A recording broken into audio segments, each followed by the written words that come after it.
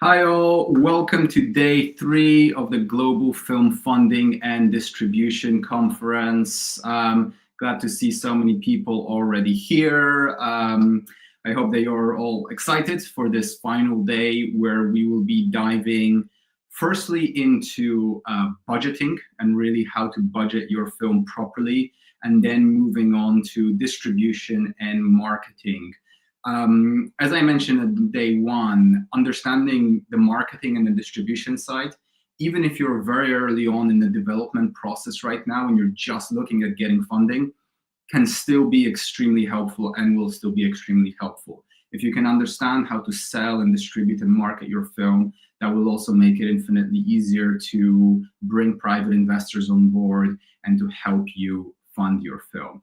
So the agenda today will be starting off with a talk with Jack Binder on film budgeting. We will then be moving on to a talk with Sarah Clingenpeel on film marketing, and specifically how her distribution company manages to market films in ways that won't break the bank for an indie filmmaker through social media and PR and so on. We're going to show some of your trailers, which I know you guys have been submitting to us. Unfortunately, because of this live stream, we have been looking at and testing it for the last couple of days, but the audio and the video tend to lag, the quality is not great, and we just do not want to show you guys' trailers in that medium on this live stream because they're just not going to look as good as everyone would like them to look. Therefore, actually, instead of doing the trailers, we're going to go into a talk on guerrilla marketing strategies and how you can, without paying, actually get a lot of eyeballs on your film. And then finally, we will have a talk on how to get a deal with a traditional distributor, what to look out for with that deal, and how to make sure that you get the best deal possible. As always, feel free to ask questions in the chat. Feel free to use the chat to network, to talk to each other. This is the final day, so this is your last opportunity to speak to some of the other attendees in this chat. So with that all said, I'd love to get straight into the first talk. Jack, I'm about to add you to the stage. So we'd love to invite Jack Binder. Hi, Jack. How are you? Hello. Good to be here. I'm doing very well. How are you? Very good, very good. Welcome. It's so great to have you here. There are so many different things that I want to ask you, and I think you're going to have so many different pieces of advice and insights that you can give our audience. But for starters, could you tell us a little bit about yourself, about your career history so far, and how you got to where you are now? Absolutely. And thank you so much for having me, and thank you everyone for tuning in, and I'm very excited to be a part of this. I'm a film producer, obviously. I've been in the business for over 25 plus years. I'm an executive producer, a line producer, and a Directors Guild of America unit production manager. I wear many hats in the business as a financier, investor, producer, and I'm the founder of FilmBudget.com, as everyone's aware, where I help fellow filmmakers create a financeable, bondable, and bankable film budget for their project. I started out in the business as a comedy concert promoter, and back in Detroit. I'm now in Los Angeles, and put together comedy concerts with my brother, brought in comedians from live concerts, eventually raised some financing to film one of them, and eventually sold it to HBO after the long and arduous process.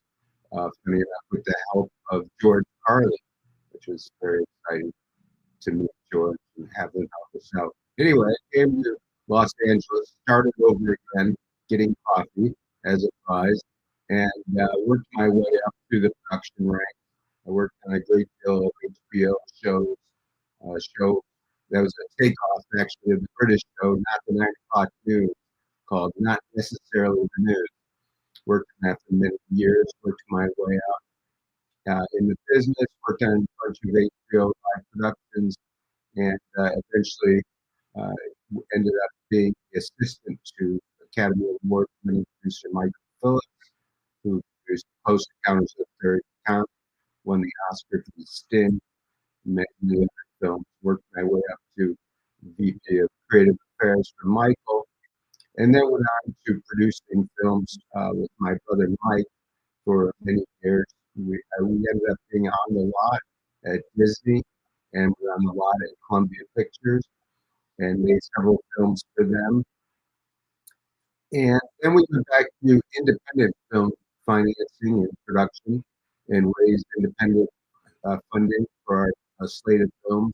We did about 4 or 5 films, and then one of them actually got 4 of them in the UK, which was a wonderful experience. Love shooting in the UK, and then went back to some more independent uh, financing and funding. So I've gone in and out of the studio and independent film world. What couple highlights are I shot The Upside of Anger in the UK, starring Kevin Costner, Rain Over Me, starring Adam Sandler, Don Cheadle. She filmed in New York and Los Angeles. Man About Town, starring Ben Affleck and John Cleese, one of the great highlights of my career, which was shot in Vancouver and Los Angeles. And then uh, let's see what else. Did Eating Our Way to Extinction was narrated by Kate Winslet documentary, which won the Best Feature Documentary at the EMA Awards, Environmental Media Awards. And then most recently, worked with my partners in and raised financing film First Reform, starring Ethan Hawke and Amanda Seyfried by Paul Schrader, who wrote and directed it and was nominated for Academy Award for his screenplay. So that kind of brings me up to date on what I've been doing. As I mentioned, I founded FilmBudget.com to help filmmakers be prepared for financing and production.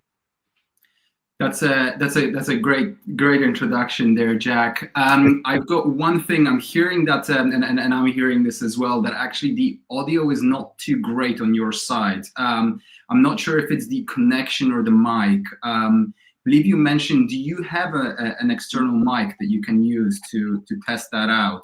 Yeah, let me try that. Because at the moment it's it's a little bit jittery, so it's difficult to to hear. Let me ask you this: Is this better? Is this better? Does this sound better? Absolutely, yes. Oh, okay, great. Yeah, That's better than a microphone. Okay, perfect. You sure?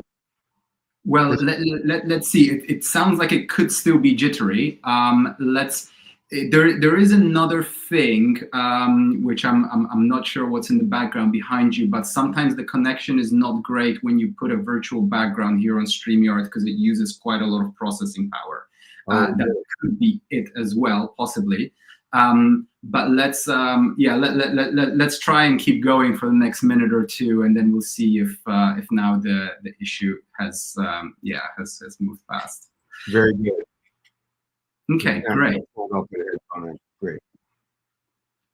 So for starters, let's just begin by outlining the budgeting process. So starting off with a little bit of the basics, which a lot of filmmakers might be familiar with, a lot of them might not necessarily be familiar with. But let's just spend a minute or two. Could you let us know, from the moment you get that script, what are the key steps to putting together your budget? When you read the script, what are the key steps in that process? Very good.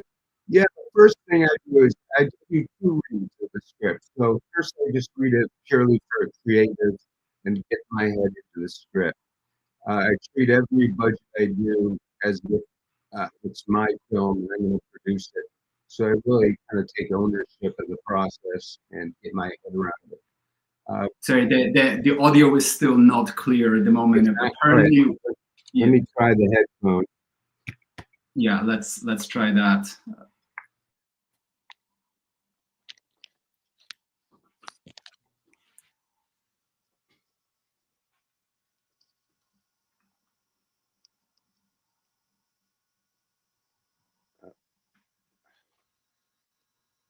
Okay, how's this? Does this sound better? Does this sound better? Testing 1, 2, 3. Hello? Hello, Yeah, hello. can you yeah, maybe tell us a little bit about the budgeting process, and we'll see when you speak for a little while. Okay, great. So yeah, again, I read the script first, and then, to be honest, I take a walk and I think about it. I found the best way, rather than just jumping into the numbers, best way is to really just think about the project and how I would produce it. What's it going to take to make this movie? What's the scope and scale of it? Obviously take into the intent of the producer, the director, the team making it, what level they wish it to be at. But I always try to maximize production value for the lowest cost, obviously. So it's really going through my head first before I even go to numbers. And then I go to the numbers. Once I have an idea of the scope and scale of the production, what budget level it's going to be at, be low budget, medium, high budget, and and then give some thought. Start giving thought to what are the big elements. What are the big set pieces? Are there a lot of stunts? Are there weaponry? Are there a lot of background actors? What are the level of the stars involved, etc. And start putting all the pieces together. Obviously, the first step is the breakdown. Start breaking down the script into all its elements. Uh, every every element in the film, from stunts, props, set dressing, locations, and prepare that for scheduling. Then, of course, the schedule is fundamental. How is this film going to schedule out? How many days are we going to allocate? If it's a very low budget, obviously your page count's going to be higher. If you have a little bit more resources, you're going to have a lower page count. But the schedule obviously is critical. You need to know when everything is required and what days you're going to need it for how long and all the elements. And with a proper schedule and breakdown, then we move into budgeting and start allocating the cost, the numbers, where is it going to shoot, what kind of tax credit will be able to be achieved, um, and in putting in together all the elements. That where it's going to shoot will affect the crew and the crew rates. So then we start building the budget and adding all those elements together to run the numbers and build the budget. That's really great to hear, and I think there's so many. Sorry, I think I've turned off your echo cancellation, but I think when I speak it's a little bit up. So, anyways, what I'd love to discuss is there are so many different details in the process in terms of how to break down the script, how to schedule the script. But I'd love to start off with really high level points on. So, for example, you receive the script and you mentioned about really discussing, is it going to be low budget, mid budget, high budget? What is the scope? And the way that I see it, I mean, we had an interesting talk yesterday with Ari Gold where he said, listen, you can have the same script and you can change it so that it's really low budget or change it so that it's really high budget. And I think there's always that flexibility in a sense. It's not necessarily a completely fixed cost. You need to figure out, okay, I could probably shoot this for £500,000 with completely unknown actors and, making everything, very much on the cheap side, or I could make this a much bigger scale with more known actors. How do you make that first initial decision of how big of a of a budget you're going to try to make this film?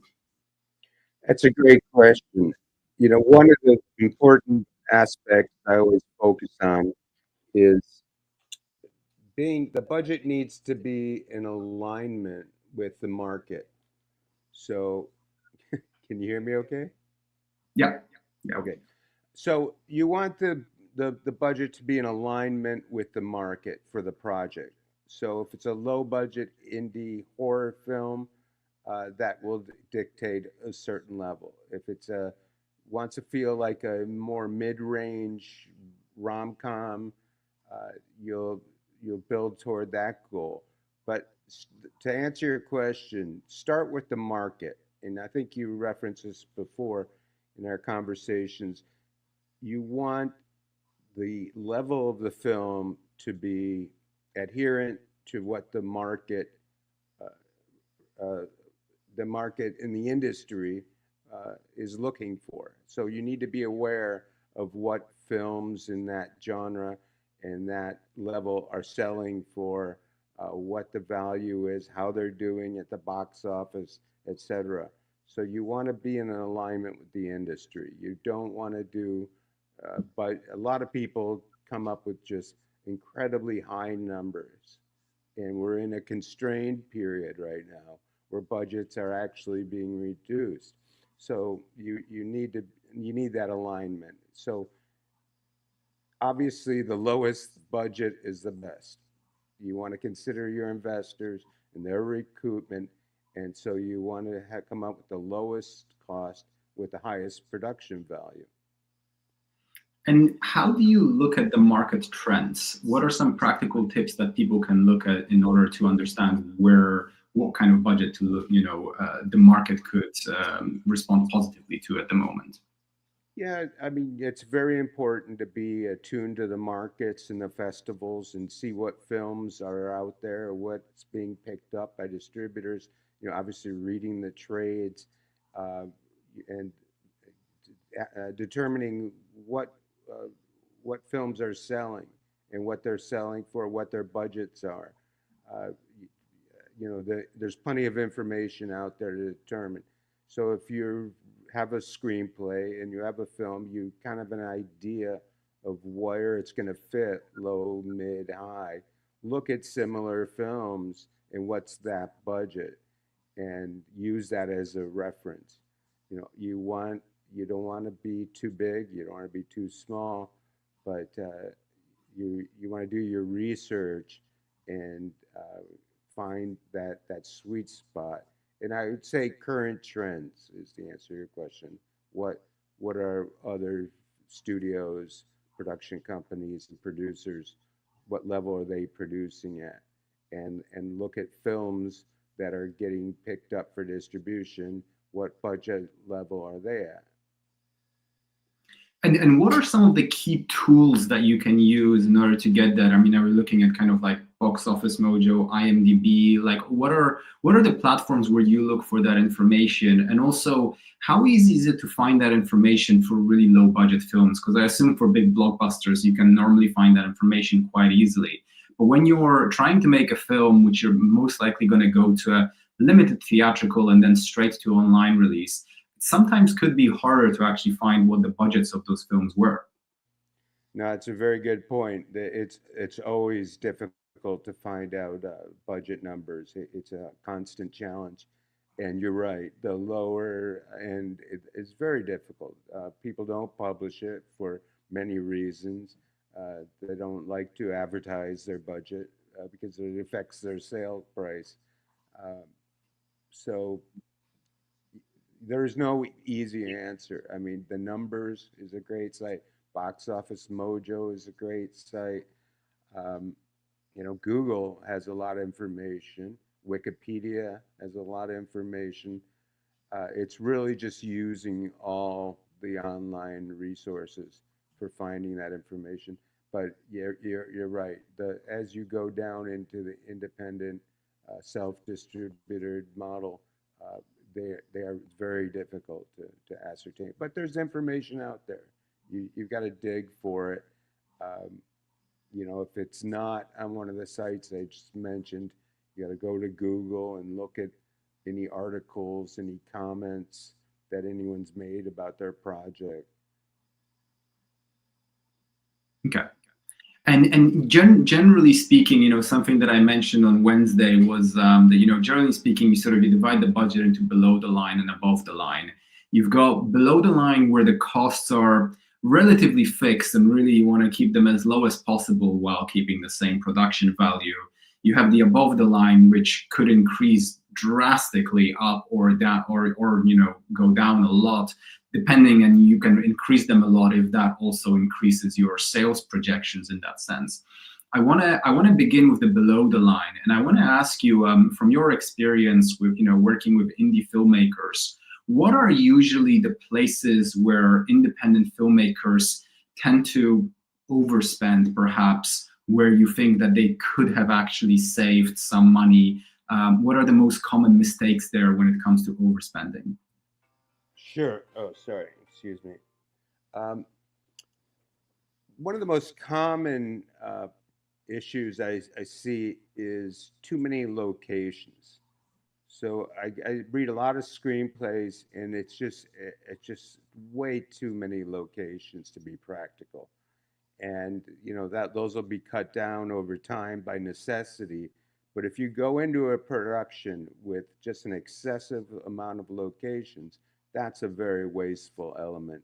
If you're going to a location for one page, uh, it doesn't make sense a lot of times. If it's an absolutely critical location, of course.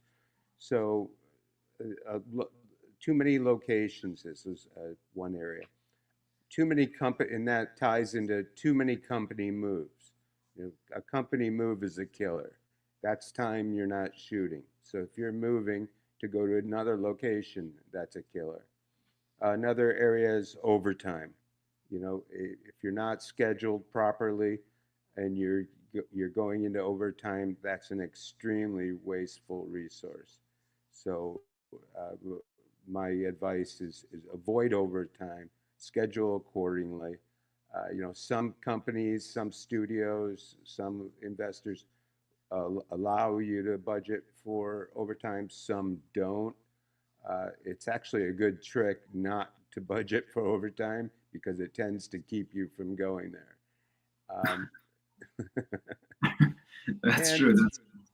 and yeah, there can be excessive set dressing and props and costumes, um, but those are great areas to spend because that's production value. So it's really on the logistics side.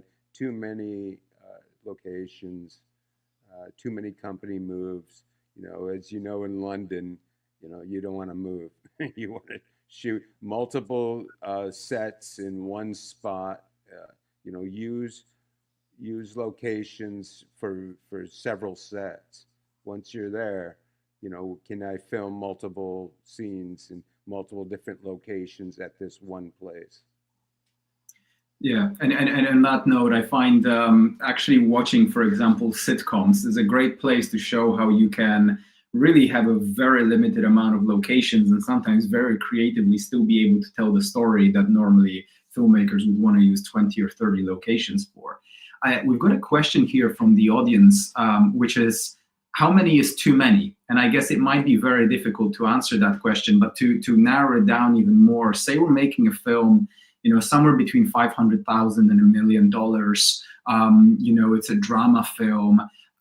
At what point would you start to go, okay, this is a little bit over the top? And where should, if you're writing a script, for example, what should you aim for in terms of the number of locations?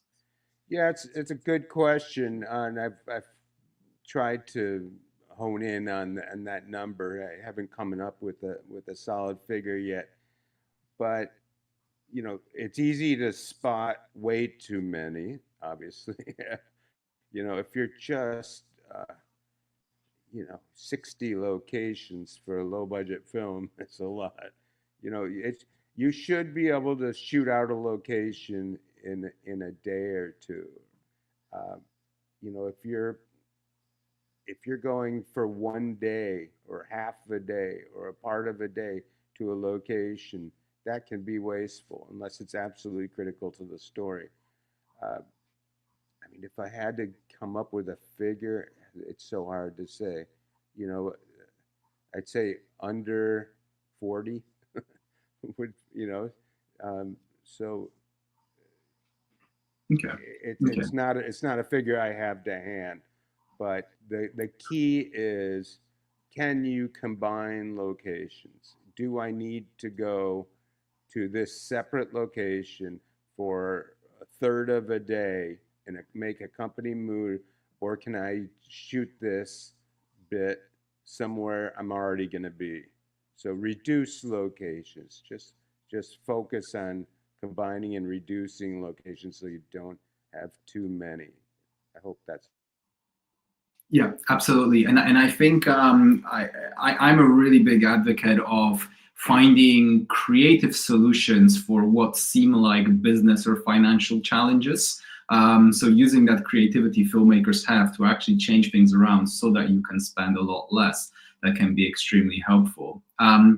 I also want to ask the flip side of that, which is, we spoke a little bit about, okay, where, what are some of the costs that filmmakers tend to not budget enough for that end up coming up anyways, and then end up getting the filmmakers to go over budget? So where is it that they tend to think, this is going to be very cheap, but in reality it's usually more expensive? Yeah, it's another great question. The most, I'd say 90% of films go over budget in post, obviously. So you tend to run out of money in post. Uh, so you need to budget for post accordingly. You need to allow adequate time. A lot of time people try and reduce the budget by cutting into the post production period. You have to allow enough time for editing, color grading, sound mixing, and finalizing the project. Another area is delivery items. It's critical that you understand what you need to deliver the film to the distribution or the platform.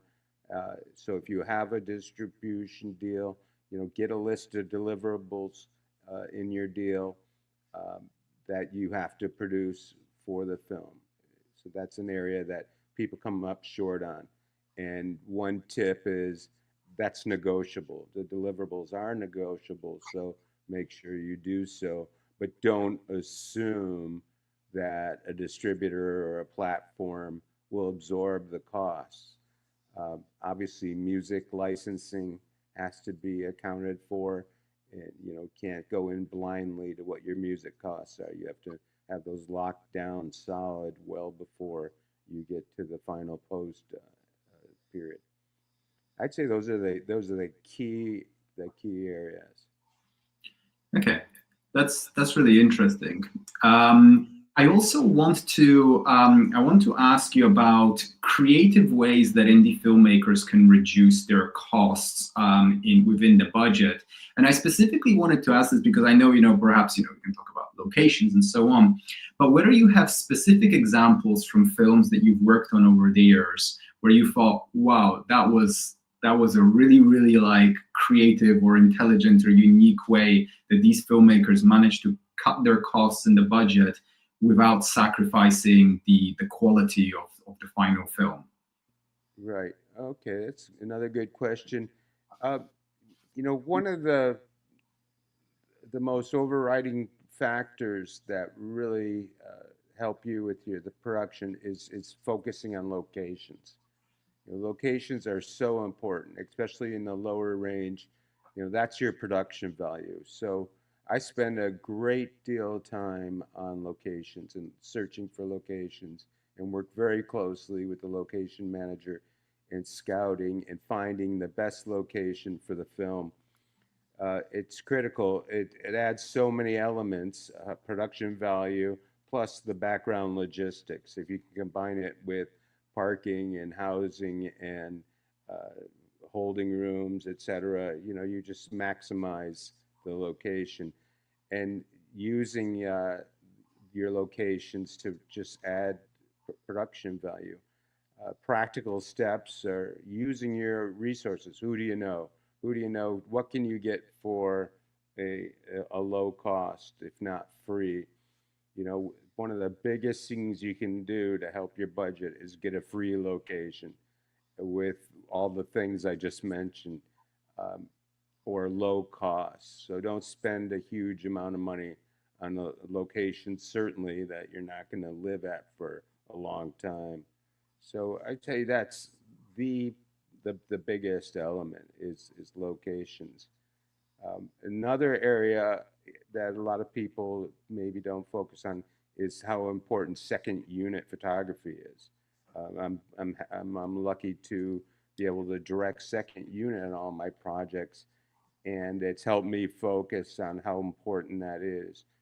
The work you can take off the main unit and how much production value you can add by going out and getting beauty shots and vistas with just a camera and a very limited crew. So it's very economical. Go shoot anything you don't need to shoot with the key actors. Have a tiny unit and go out there and get wonderful shots that bring up the quality and the production value of the film. So those are the key areas, I'd say. Interesting. And I think, you know what, with locations, I really see this, sometimes this actual resistance from filmmakers who they have done a lot of short films. They have, called in a lot of favors over the years, trying to get free locations, shooting at a friend's house here and there. And now that they're making a feature film, they feel, and they have a budget, say, of 500K, which seems like a lot, although for the type of film that you could be making, it could be very, very little. But they still feel this slight thing like, I'm now a feature filmmaker, I should not be asking for more favors to get more locations for free. Now that I have this budget, I should be able to pay for them. And any way you can help filmmakers break out from that mentality. Absolutely. That's not the way to go. No, you want to be even more resourceful and extend your budget and your dollars even or pounds even further. So, no, maintain that attitude. It's key that you always maintain a scrappy indie film producer, director attitude. No, you fight that like the devil. If you can just take it to the next level instead of a friend's house, a friend's office, a friend's building. Some use those connections. Where can I get an amazing location for either free or low cost? The beauty of shooting low budget indie film is you can honestly tell people you don't have the money. So use that and absolutely, that's an area, locations an area you can save a lot of money. You shouldn't have to spend an exorbitant amount of money. If you feel that's happening, go look elsewhere. There's a million locations everywhere. You shouldn't waste money in that area, and use those resources across the board. Across the board, and do not say, "Oh, I have plenty of money. Let's spend it." You need to save that money and use it for unexpected costs, additional shooting days if you need them. And I would add along that line, take every savings as a savings. A lot of times people go, "Oh, I saved money so I can spend it here." That's not the way to look at it. If you save money, save it. It's not a savings. I had a studio exec saying to me once, "It's not a savings till I see it taken," and that's so true. So you bank those savings so when a cost comes up that you need, you can fall back on that savings, not go into overages. So don't fight the temptation to spend your savings. Yeah, I totally get that. And I think, yeah, it's this mentality that my fiance has as well, actually, similar to the way that filmmakers might have it. Hey, we saved it, so let's spend it.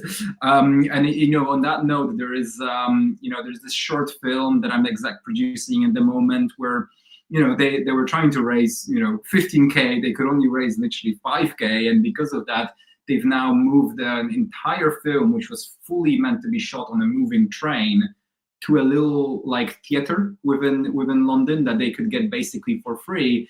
And they reworked the script, so it's actually the exact same script, but it's just really cleverly done in a completely new location. So there are sometimes ways, if you find that your location is too expensive, to change it for what might seem like a completely different film, but actually still tells the exact same story. Absolutely. Yeah. That's one thing about making independent films is the creativity can come up with some incredible solutions. When you don't have money to throw at a problem, you get very creative in how to tell a story. Yeah, and on that note, I think another thing that I wanted to mention is a lot of people who are currently out looking for funding are looking just for that, for money for their film. But actually, to find £50,000 for a film or $50,000, it's a lot easier to find how to save $50,000. And actually, when you're going out and networking and just looking for investors, another idea is to go out and network and look for people who can help you with, with locations, with equipment, with props or things like that, because that's where you can get quite a lot of companies who will, in a product placement type manner, want to actually help you, give you locations for free, give you props for free, give you, as Mark Klebanov mentioned on Wednesday, give you free Coca-Cola for the whole, for the whole film, for the whole crew, and things like that. So rather than just looking for money, also at the same time simultaneously look for things that you can get for free, because getting something for free is just as good as getting money that you need to spend for it. Actually, it's way better because you never have to pay it back, which is even better. Absolutely, absolutely. And there's so many resources out there to help filmmakers, from camera suppliers to lighting and grip rental. These companies that do bigger films, they want to help the next generation of filmmakers come up, and they offer them either great deals, sometimes free equipment, in hopes that they make their next film and have a bigger budget and become a buyer of their services. So Panavision is great with that. They've always been very supportive of independent filmmakers. And all the equipment companies, and there's obviously so many resources in terms of grants and organizations that help filmmakers find those resources. But you're absolutely right. Free is good, helps your budget, and don't be afraid to ask. And you're right. Rather than raising money, what can someone contribute? Whether it's automobiles, trucks, locations, someone might have a wardrobe supply, et cetera, et cetera. I wonder whether you have any interesting stories of how filmmakers manage to get free things for their films, perhaps either ones that you've worked on or even from filmmakers that that you've heard. One story that I've heard was there was this scene that these filmmakers were shooting where basically they needed a bunch of really, like they had this mansion that they were shooting in front of, and they wanted this kind of James Bond style scene where all these, Aston Martins and Lamborghinis pull up, and they were looking at the cost of having all of these really expensive cars. Turns out people who own these cars own them because they love to show them off, and they actually love to show them off in a film setting, and they managed to get it all for free. And all these high net worth individuals were like, sure, I actually want to show off my car because I bought it because I really want to show it to people. They not only got all of these expensive cars for free, but on top of that, they had a whole day of networking with high net worth individuals, which was great for funding future projects. So I'm just wondering whether you have any stories like that of filmmakers and how they managed to get things for free. Well, that's a great story, and it's so true. You know, a lot of people get involved in the film because of, film is sexy. You know, you can tell people, my car's in a film, my house is in a film, my my daughter's in a film, my son's in the film, I'm in the film. You know, it's a big reason people get involved. Is obviously they want to brag about they're an investor in a film. Story, I was shooting the Kevin Costner movie I mentioned, and we needed a car, and we're shooting. Obviously, we shot it in London, but we were doing second unit and light unit in Detroit, and we needed a car for that Kevin drives, and we were shooting out in the wooded area, and it had to have a specific car, a Cadillac. And so I went to the Cadillac dealership and explained the situation. And he said, let me see, I'd love to help you out. And he came up with a creative solution. He said, we have a, a 1 day loaner try to buy program. I can put you on that. And I walked out of the Cadillac dealership with a Cadillac.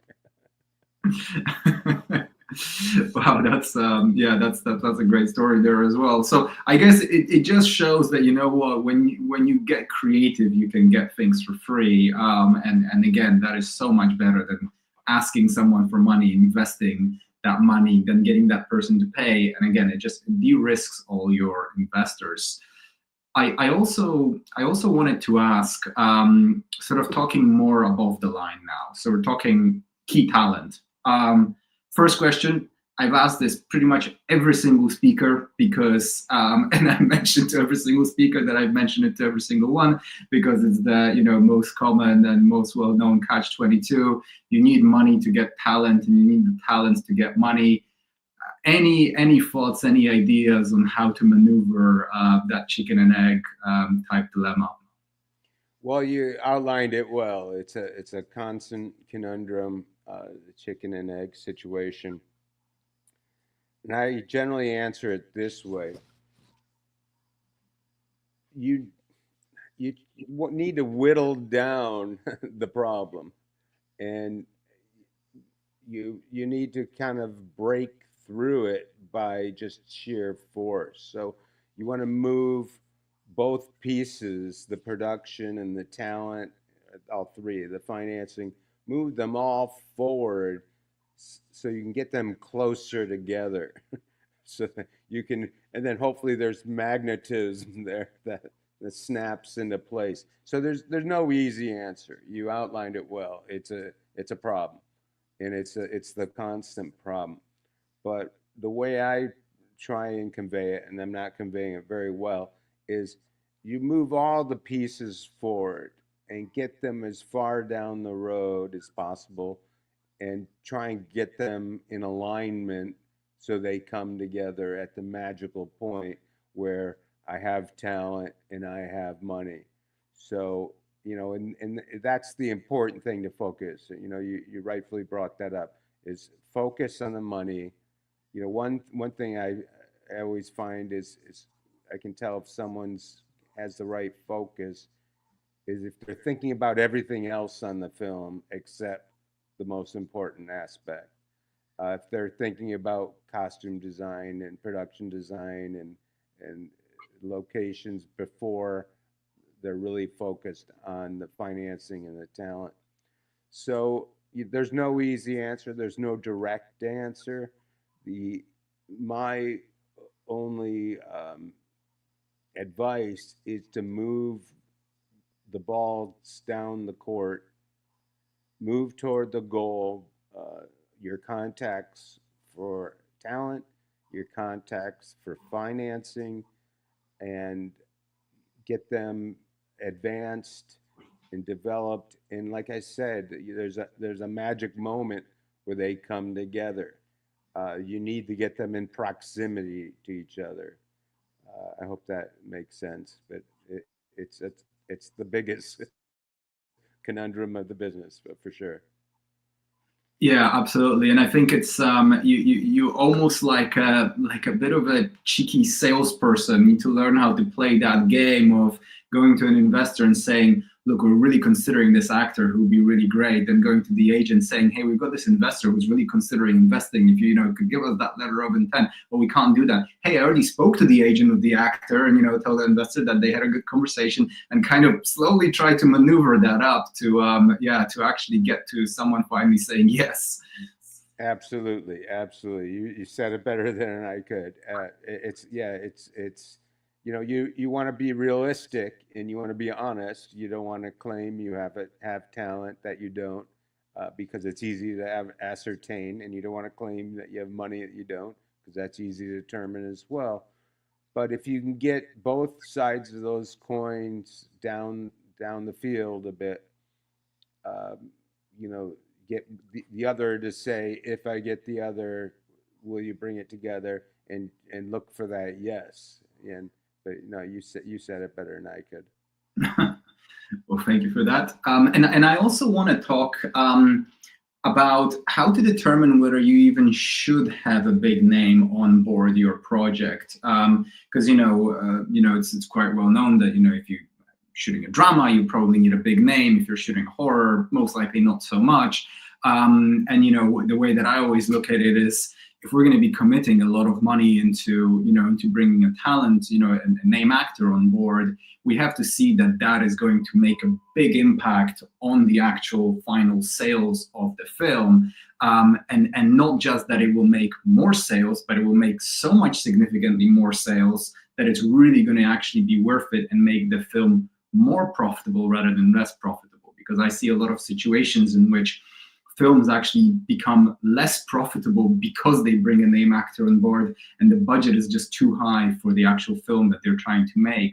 So I'm wondering how you, when you look at a script, when you look at a project, determine, okay, is this the type of film where it's worth putting in quite a lot of money to bring on board a name actor, or to better not? Yeah, it's a great question. The reason to bring a bigger name actor on, besides you want the best talent, most well known talent, and quality talent you can ascertain, is the talent needs to support the budget. So if it's a larger budget, you need a bigger name talent to support that level of funding, to support that level of distribution, box office, streaming, purchase price, etc. So if you're, let's say you're under the million level, half a million, that level, it's less critical to have big name talent. And the another thing I'll say about that is, don't spend a lot of money on talent. Yeah, a lot of people say, well, I've got to spend a lot of money and get this talent.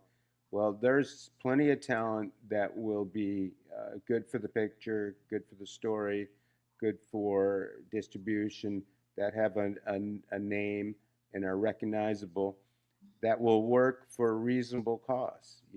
Filmmaker, actors are creative talent, and they want to work on projects they believe in. So if I would go from the angle of, who's interested in this type of film, and you want to budget accordingly low on the low end. You don't want to throw money at talent, and so at that level, you're not going to be paying a huge amount for talent. The larger your budget goes, obviously you need bigger talent. If you're going into the pre-sales financing world, you absolutely have to have name talent attached to obtain funding at that level. So you're right. For like a horror film, it's not critical. It's good to have recognizable names, and if you can get them for a good price, then that's the win. But you should be able to, and you shouldn't be afraid to look at talent, and even if you don't have a ton of money to pay them, because they can always say no, but you know they understand that independent film is a lower budget, don't have the resources, So especially an actor who does big budget films and makes a lot of money, they can afford to do a lower budget film. And on the other hand, a lot of actors and I won't say lower level, but on the, not in the big budget world, they want to work and they want to act, and they understand this budget level and they understand this world. So it is important to have uh, name value, and it's not difficult to get it for a price, is my advice. Yeah, and for anyone who missed yesterday's talk or the day before that, two great pieces of advice on that that I wanted to add in. One from Ari Gold: find what roles the actors really want to play but haven't gotten a chance to play yet. Try and read their interviews, research that, and if you find that some of those actors, unless you're like Leonardo DiCaprio and you can play anything that you want to play, most actors have these roles that they've always wanted to play, but even though they've done big blockbuster films, they haven't managed to play. If you find that role, they'll be more interested in it. And then the other piece of advice that we got the day before that from Shane Stanley was, when you're thinking about your talent, think in terms of global sales rather than just, for example, North American sales. And actually, if you cast an actor, kind of like you mentioned maybe a little bit, which is, an actor who's been on a famous TV show 20 years ago, that's still on prime time playing every single day in all these South American countries and countries all around the world, which will really help your global projections, even if they won't have a huge impact on, say, your national sales projections. So those are two additional things that we picked up from the conference over the last few days. I did want, on that note, though, to mention, specifically in a scenario, I'm making an action film. And I see that, with the budget that I can have, a not so known actor, and I can make it for $1 million, right? But I could also get a big actor and make it for 2 or 3 million. and that's where I'm wondering, how do you decide? How do you decide whether to go for that 1 million, for that 3 million? Say you are in that, let's break this down even more. Say you're in this perfect scenario where you've got an investor who's saying, I'm willing to throw in the magical scenario. I'm willing to throw in another $1 million if we can get this type of actor on board. How do you decide whether that will really help the film be more profitable rather than just, okay, we'll make more sales, but will it be more profitable? Interesting question. I'd say it definitely would be more beneficial to have a bigger name actor. And again, the actor has to support the budget level. So, if you're getting into the $2-3 million, you absolutely must have a name actor, if not a couple, that will support that budget level. Um, Again, I wouldn't take your example. If someone said, I'm willing to put in another million for a bigger name actor, well, I wouldn't throw that whole million at that actor. I'd put that into production and try and get that actor for $500,000. But how do you determine? Yeah, you need to know research the market value of that actor.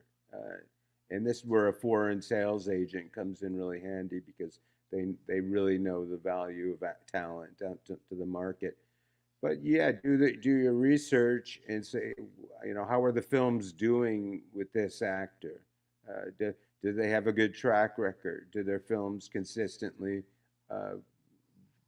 get distribution? Do they consistently make money for theatrical? And if not, it's not worth a lot of money. But how do you determine? It's just research, and again, a foreign sales agent can help, because when you get to that level, 2-3 million, then yeah, you're talking about getting a sales agent on board and helping you with that decision. Their first statement's going to be, yeah, you need to have a big name talent, but it's also good to get involved with them early and get their feedback, if possible, on who they think would be good for the film and approach them. They the market value. But to answer your question, do your research on different actors and talent and what they bring and how successful their films have been. Um, Mhm. Interesting. that, And sorry, and just to add on to that, in terms of looking at their market value and how adding a certain talent can change the sales projections, the global sales projections. Have you had any experience or any luck with there's over the last couple of years been quite a few different platforms that have come into place now with AI and with algorithms that hope to to shed light on, if you input the right actors, the right genre, and so on, it brings out projections. One example of this is Slated that has come up. Have you used any of these platforms to help sort of give you an indication of what certain talent might do for sales projections? yeah, I'm familiar with a lot of these platforms, and I toy around with them. I keep myself familiarized with them. I haven't relied on them to make business decisions as of yet. That might change in the future. Obviously, AI tools are going to be increasingly a part of the process. They are helpful. My methodology is just research and using my own tools and my own experience and looking at, like I said, doing my research and what are films doing, what is talent doing. Um, I haven't relied again on those tools. That may change in the very near future. Um, they are getting better. Um, they will get better. It will become a part of our world. My fear is what we're seeing is a lot of formulaic decisions made, and I would hate to see that become the result of this technology, that we just start getting more and more formulaic solutions. Whereas I think by doing filmmakers like us doing it on our own might bring more creativity to it and come up with creative solutions and ideas rather than, oh, these numbers add up. The reason why I asked this is actually similar to a comment we just received from Shaw Dawes, which is be careful with sales projections from sales agents and distributors. A lot of them are clueless in regards to different regions, markets around the world.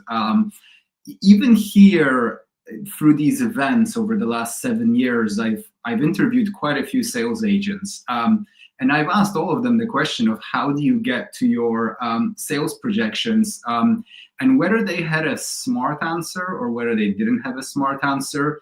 Really, when you read between the lines, it's always a bit of a guess. Is that something that you also kind of feel when you're speaking to sales agents, that those sales projections are not based on a huge amount, other than I look at a couple of projects, it sounds about this much? Yeah, I mean that's a tricky one. Yeah, it's not a science. These are people that are selling uh, on a daily basis, so you would think they have a pretty good indication of what the market is doing. But there's a wide range of accuracy in the sales projection uh, business, and so you have to take it with a grain of salt. It's about the relationship you have with the sales agent, how much you trust them and rely upon them. Some are more reliable than others, um, and how engaged you are with them.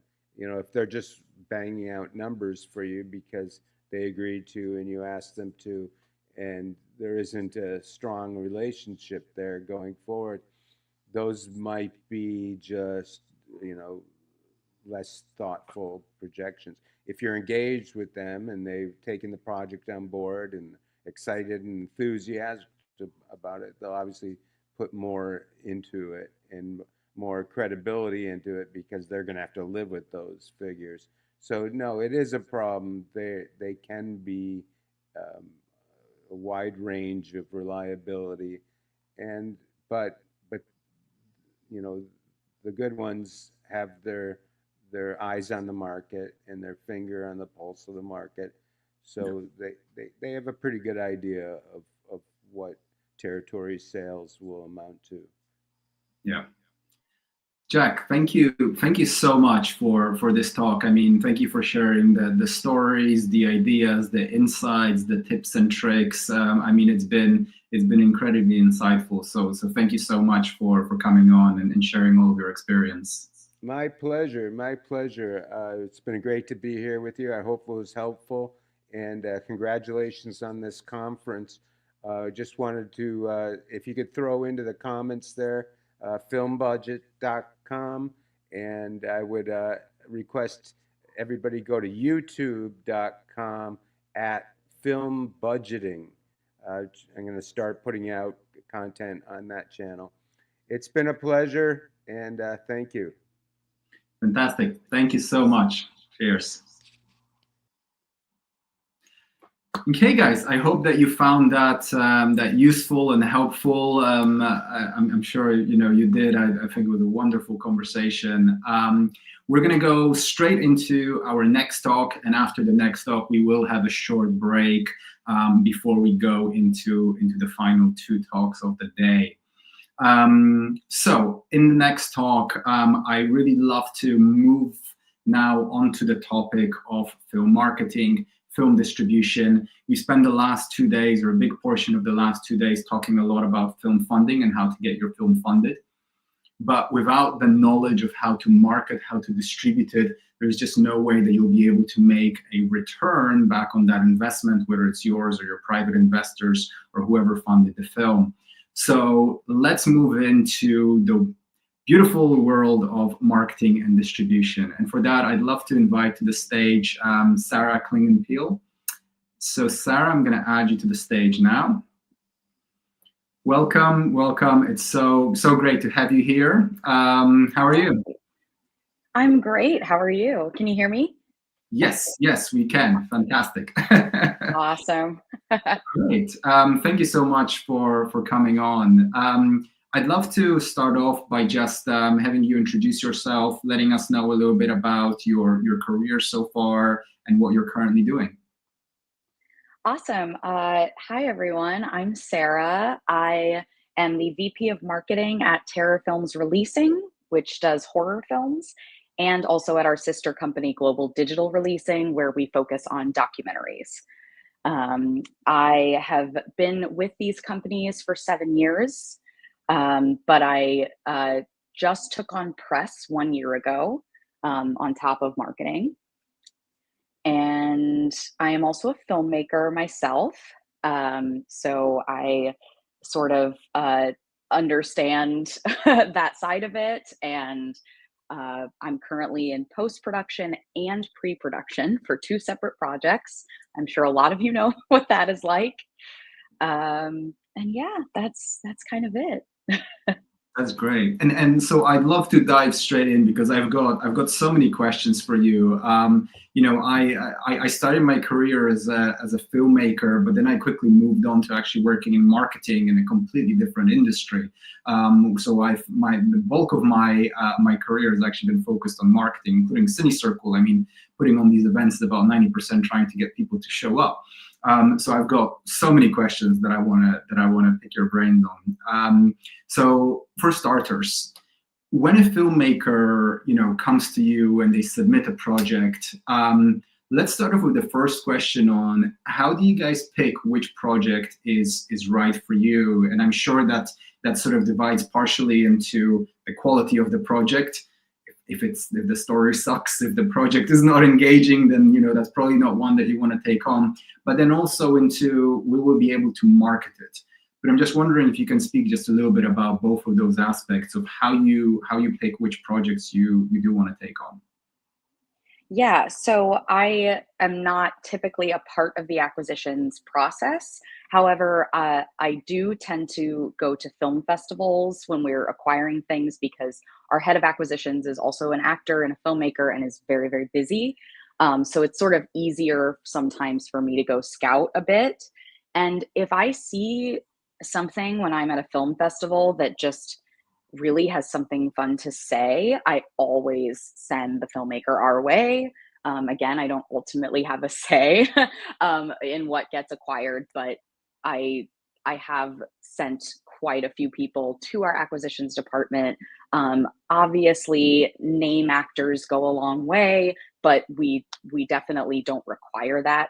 We're a boutique distributor, so we have a lot of films that have no names involved at all that do well.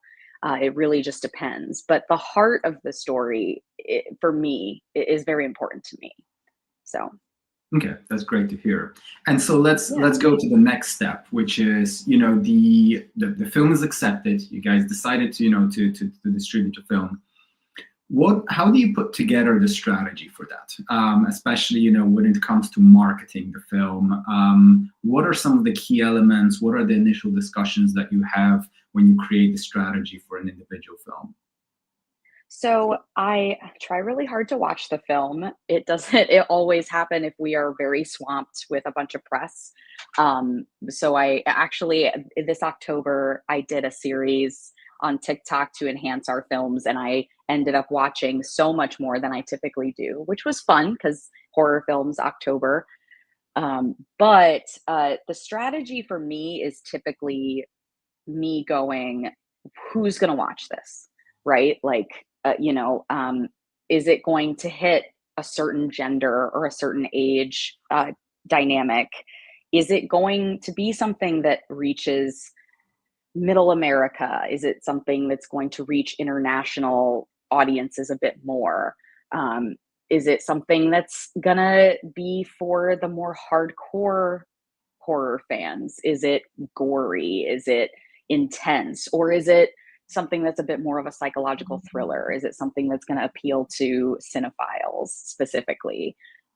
So that's typically my strategy. Is I just decide where, who, when. If we're close to, for instance, if we get a silly Thanksgiving horror film, we're going to try to release it near Thanksgiving. But that doesn't, sometimes we're on the opposite end of the year and it's not doable, and that's okay. But if we have those strategies available to us, how can we utilize those specifically? Okay. And can you give us some specific examples of some films? Because I guess this is the point where, you know, I can imagine for all the films, the strategy might be a little bit different. But, you know, can you give us some examples of films that, you know, for example, you might have worked on in the last year or so? And, okay, so this was a film of, I don't know, very gory, hardcore horror fans, whatever it is, and therefore we did X. What some of those examples might be, or mini case studies, I guess. Yeah, so we have a film called Life of Belle. It is a found footage movie about a little girl that goes missing. And the director actually put this campaign together before he came to us, and that of course made my job a lot easier. But of course, a missing persons horror film, to me, that's a very easy sell because it's, well, we can do a call to action. Horror fans, Blair Witch Project is a great example. Horror fans really love when something feels real.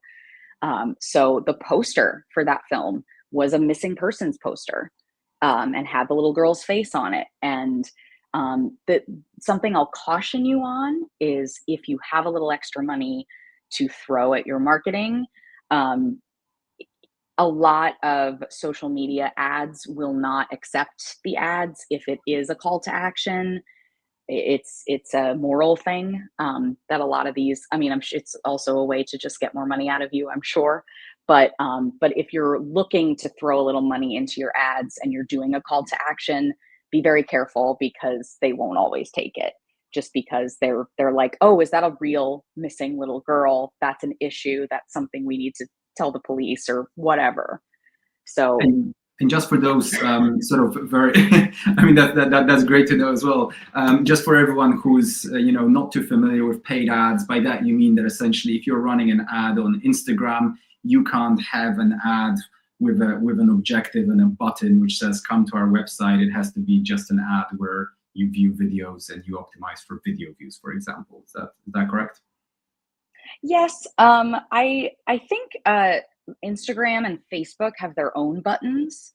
So if you know, you can utilize those. I say utilize those, especially if you want people to go to a website or engage with your specific page. So like if I definitely boosted a lot of our Instagram ads to come visit our page, because if a horror fan sees a poster they like, they can come to our page, see more posters they like, and add those films to their letterboxed watch list or add it to their personal list of films they want to see. Okay, that's really interesting. Are you part, because I think there's two other ways that I could split this conversation now. One, which is, okay, you've got a film. How do you decide where it goes, right? Are you doing a theatrical release? Are you going straight online? If you're going online, what platforms? So my first question is, are you at all involved in that process? Should we go into talking about this process as well, of how you decide where the film will actually be shown and what kind of release you will have? We only do digital releases. We recently did a physical media release for the Hell House LLC series because fans literally have been begging us for 7 years to do it. So that was a very specific situation where we were just bombarded with comments. Please do the physical release. Please, I need a Blu-ray. So we eventually did that, but we specialize in digital release. I am not usually involved in where the films end up, but I keep a close eye on it because promoting Tubi is going to be very different from promoting Prime Video, is going to be very different from promoting YouTube, things like that. Okay, I would love to go down that road then first. So let's do that. So first of all, you know, there are so many streaming platforms out there right now that you can, you know, that filmmakers can utilize. Are there ones which you're seeing more results in at the moment? Like, are you seeing that certain platforms are bringing in the most revenue, and what are those? Or you know, if it's different, you know, if it's film specific, what type of films tend to do better where? Yes, definitely. There is a huge Tubi. I don't, you know, whether you have a distributor or not, get your film on Tubi. Tubi is it's an ad-based platform. You generate revenue by people watching ads. The ads are short. I don't know about, you know, a different generations are different, but I personally used to have to watch ads when I was a kid on TV. So I don't mind watching an ad. And that seems to be the general consensus, even with younger people. I've just tried talking to, because I work in marketing, I try to talk to as many different kinds of people as I can. And the general consensus is, I'll watch an ad if it's free. If it's free to watch the film, I don't care. And then you're still generating revenue. Prime Video is also pretty good because it's a very well-known name and it's very easy to access. Also, I can't speak for films with bigger budgets, but our films tend to, the rental fee and the purchase fee are not very high, in my opinion. The one that has been a silent killer is YouTube. YouTube, something I thought was gonna live its life and then be obsolete, has thrived. Our YouTube partners, people who have their own platforms, we work with Kings of Horror. They also have a documentary platform. We work with V Channels, a few others. Those YouTube-based ones, people love them because most of them are free with ads. There are YouTube movies themselves. They also do a buy or rent, a TVOD. It's called TVOD is if you buy or if you purchase or rent. AVOD is if you're watching ads. So those are important terms to know if you're going to be doing digital. SVOD, which is subscription video on demand. So that would be your Netflix. You pay a monthly fee and then you can watch unlimited films there.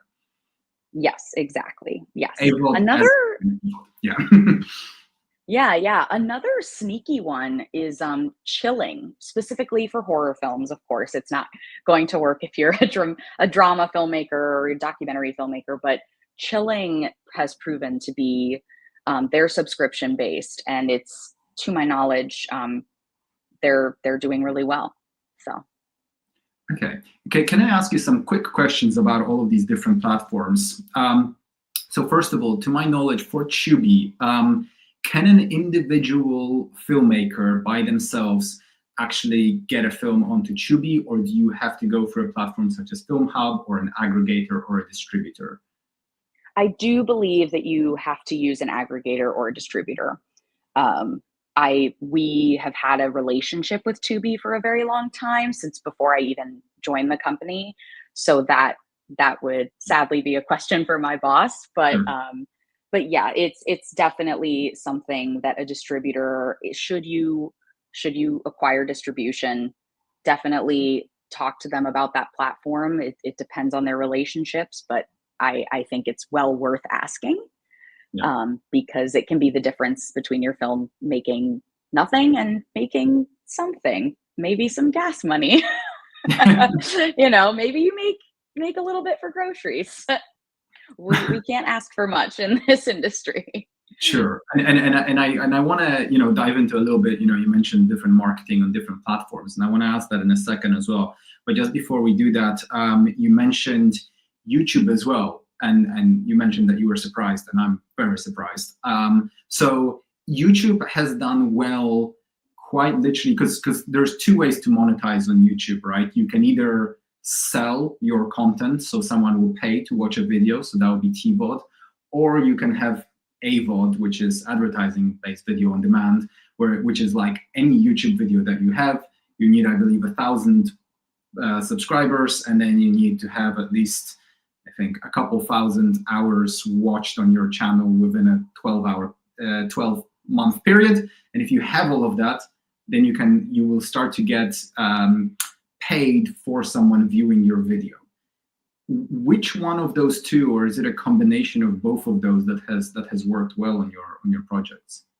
So just to clarify, when I talk about having it on there for free with ads, that's not necessarily going to be like you just posting your film. It's still definitely beneficial to go through the platforms that have set these up, because those are the people that, if there's a music licensing issue, they're going to deal with it. They're going to fix it.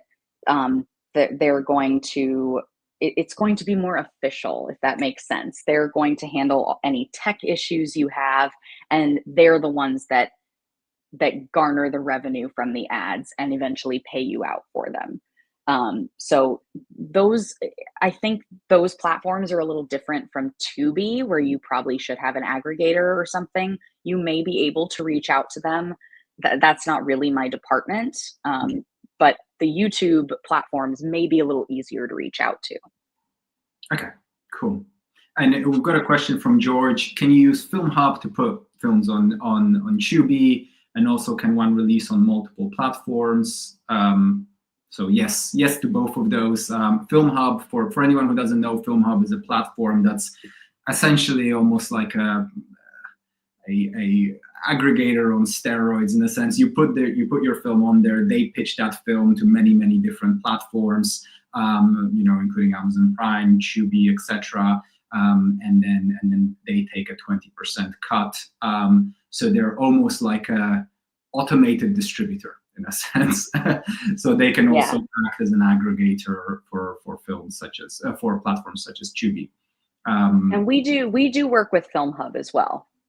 With first direct relationship with Tubi and Prime, but for a lot of other smaller platforms that we don't have relationships with, Film Hub is wonderful, and their portal is very user friendly, in my opinion. On that note, have you ever had, because I guess the big thing over here is if you go for a platform such as Film Hub, they take a 20% cut. So if you've got a direct relationship with Tubi, you want to put it directly on there. Do you ever have problems with Film Hub then putting a duplicate title on Tubi at all? This again, this is just something that I've heard from other producers who have had an issue like that. I'm wondering whether you've ever experienced that. That's great. We have never had that issue. I'm sure when we first created our relationship with Film Hub, that was probably something that our president, who is kind of involved in those relationships, is told them, when we first met with them, to kind of be like, hey, we already have these direct relationships. So Yeah.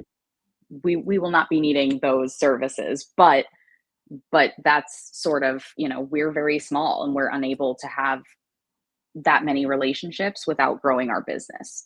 So that's where Film Hub comes in. And it's been, so far, we started using them earlier this year, and so far it's been pretty great. Yeah. So just to summarize that before we move on to the next part, which is you've got your film, you want to put it on a few different platforms, or potentially just one different platform. But yeah, you want to put it on different platforms. Some of those platforms, such as say YouTube, you can put the film on there yourself. There are other platforms such as Tubi, iTunes, etc., where you do need either a distributor or an aggregator, or a platform such as Film Hub in order to put your films on there. Now, when you're putting your films on there, first of all, are there any things, any kind of tips, tricks you can share in terms of what type of artwork might do best or is required?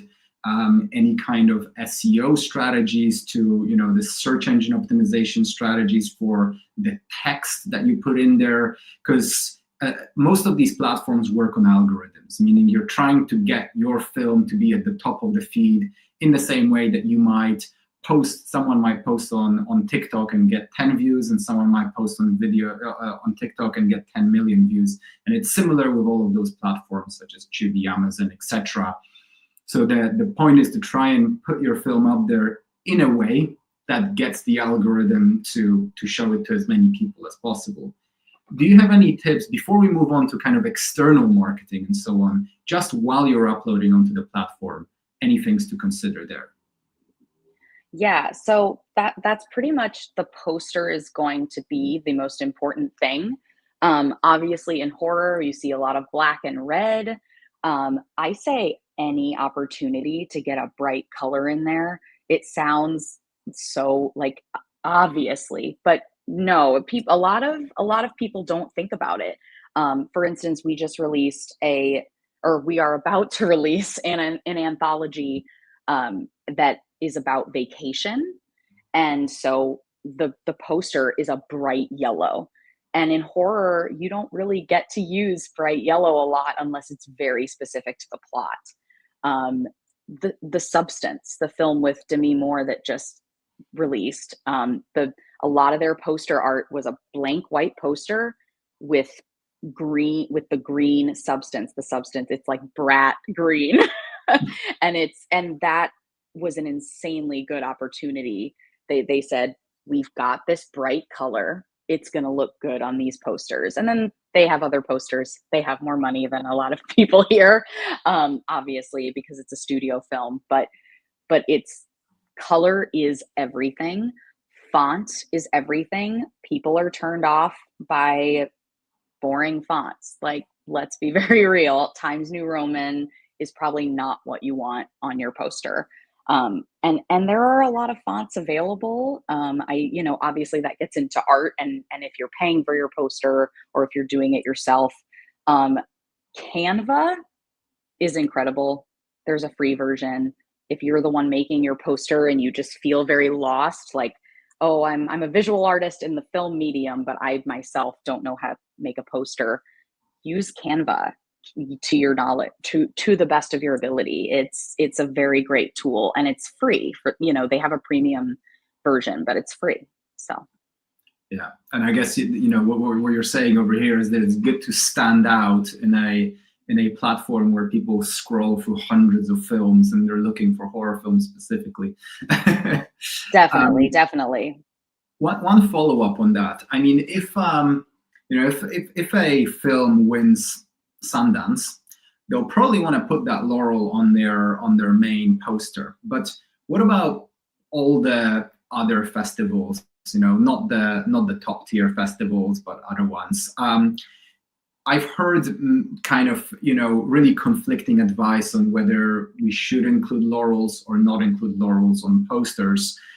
Some people say, oh, this makes it seem like it's going to be a film for very artsy film people. And some people say, no, it's great for prestige. Do you have any thoughts on laurels or no laurels on poster? My personal thought is that, is that laurels can't hurt. Is how I personally feel about it. As long as the laurels aren't the main subject of your poster, because I have heard that as well. That, oh, it looks a bit pretentious, all these laurels. But I think if your laurels are small and they're at the bottom of your poster, it can't hurt. And then you may get someone who's a bit more of a film buff who might go, oh, and that might lead them to some film festivals if they like your film, or they might recognize it themselves. So I say it doesn't hurt as long as it's not taking up your entire poster. Yeah. Okay. Cool. Great advice there. So let's actually move on to now promoting your film. So I think, a lot of filmmakers have done, gone down the road of let's self-distribute. They put their film on Film Hub. Maybe they even make it onto Tubi. Maybe this was 3 years ago before Amazon went screw you indie filmmakers, and they put their film on Amazon Prime themselves. And I feel like this online streaming industry has changed a lot. So I remember during COVID 2020, you could literally put your film on Amazon Prime and make really decent money on it, even if it was a super low budget and really bad film. If you did put the right kind of text in there, put the right captions, you could make a lot of money. And then they started cutting down the rates and cutting them down more, and then showing your films less, and then completely closing the doors on indie filmmakers. But essentially, we're at a world now where you're getting paid maybe a cent for an hour that an individual watches your film on these platforms, which is just, you need to have so many viewers, that's so insane, in order to make any kind of return, that it's really important to know how to market it as well. So I think a lot of filmmakers here who might have tried self-distribution put their films on those platforms and then gotten nothing out of it. And I guess that's where promoting comes in. And you said something interesting, which is depending on which platform you put the film on, you might use different strategies for promoting the film. Can you just give us some examples of how some of these platforms are different? Totally. It's not a secret that Amazon is just, it's so inundated with so much content, because even in distribution, we all know they take anything. They really will. It's one of the reasons why we have a relationship with them. We have some very weird films, and they take anything. It's almost easy for us to tell a filmmaker when we first get their film through the QC, like, yeah, it's Prime. It's unlikely Prime will not take it. We have some very intense films that they have had an issue with that involve a lot of sexual assault, or involve a lot of like gore to the point where the violence is just a lot, but it's rare. It's very rare. They take pretty much anything. So when it comes to Prime, I typically find that younger audiences are leaning more toward YouTube, of course, like millennials and younger. YouTube, Tubi, things that they can just watch an ad. Older audiences will tend to rent or purchase more often, simply because it feels safe to them, I think. That's just speculation. I have no idea ultimately, but for instance, if I'm going to set an ad on social media for a film and I'm specifically doing it for Prime, we don't have a lot of free on Prime films. All our films on Prime are to rent or purchase. So I'm going to go for the older, nostalgic horror audience. Whereas if I'm promoting one of our YouTube platforms that is very lucrative is Watch Movies Now. I highly recommend. I don't know how they work in terms of aggregation. Again, it's not my department, but I'm always sending younger audiences toward them because younger audiences will sit on YouTube.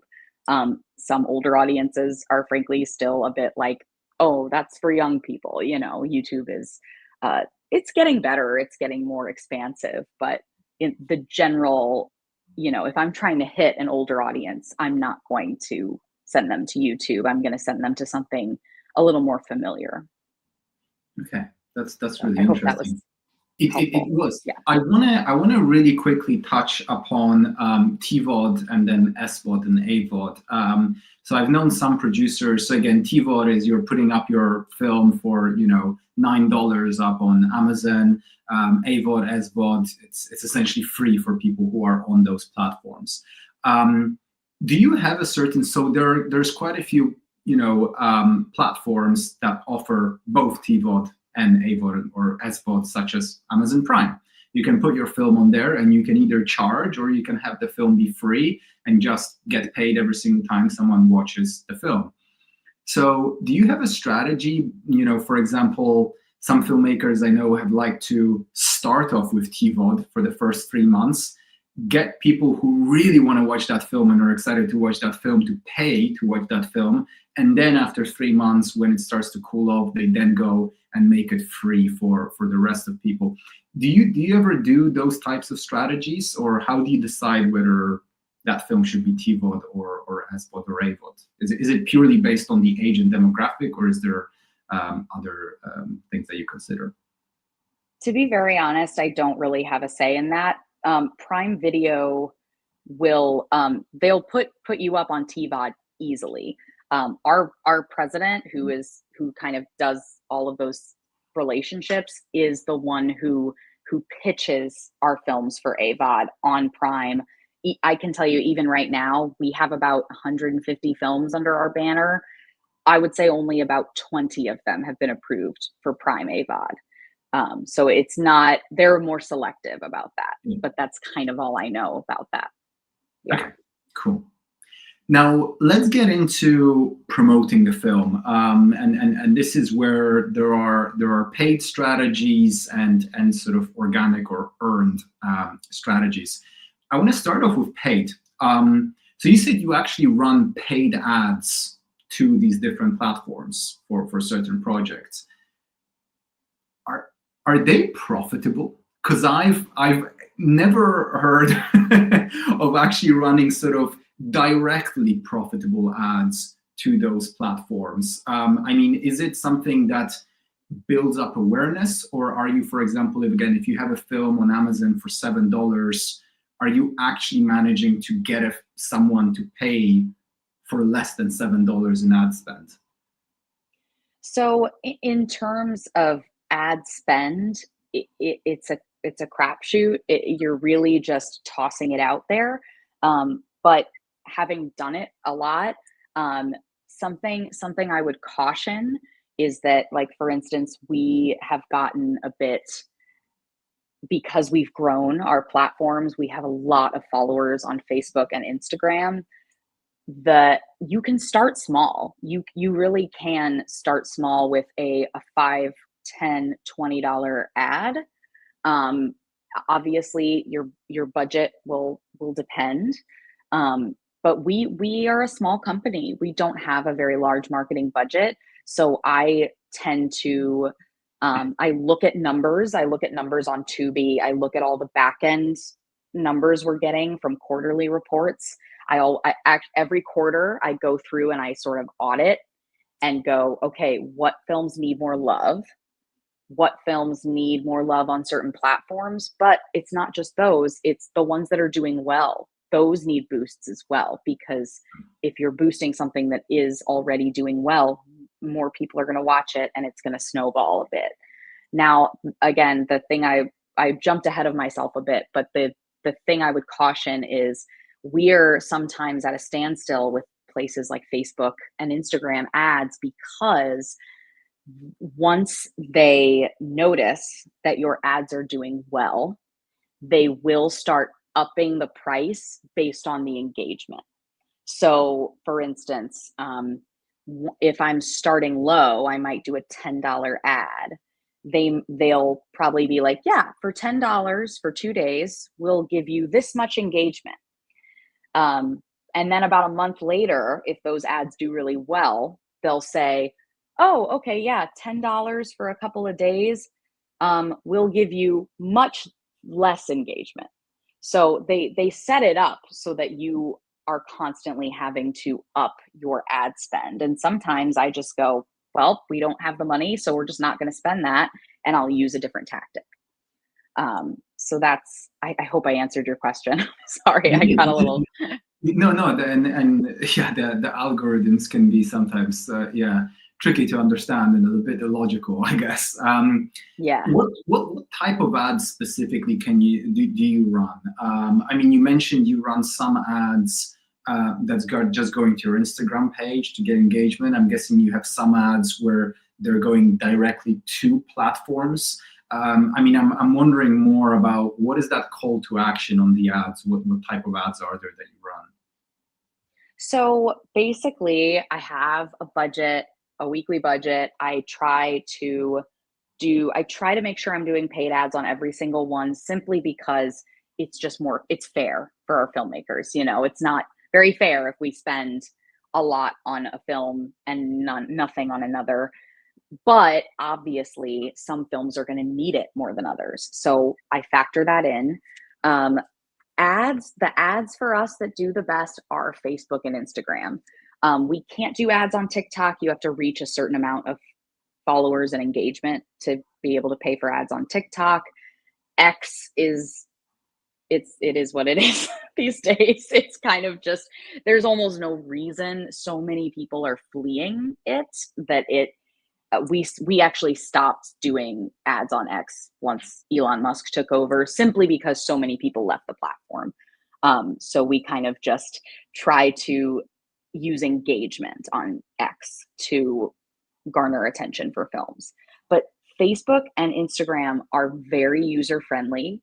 You can go through, you can choose age, gender, again, area, location, and interests. The interests are a bit limited, but for instance, if you have a horror film that you pitched as, this is The Conjuring meets Blair Witch, in my opinion, you would put The Conjuring as an interest when you're doing your ad, or you would put Blair Witch as an interest. The interests are a big deal, and definitely anything plot-wise in your film that can be listed in an ad as an interest is going to reach the people you want to reach. Okay.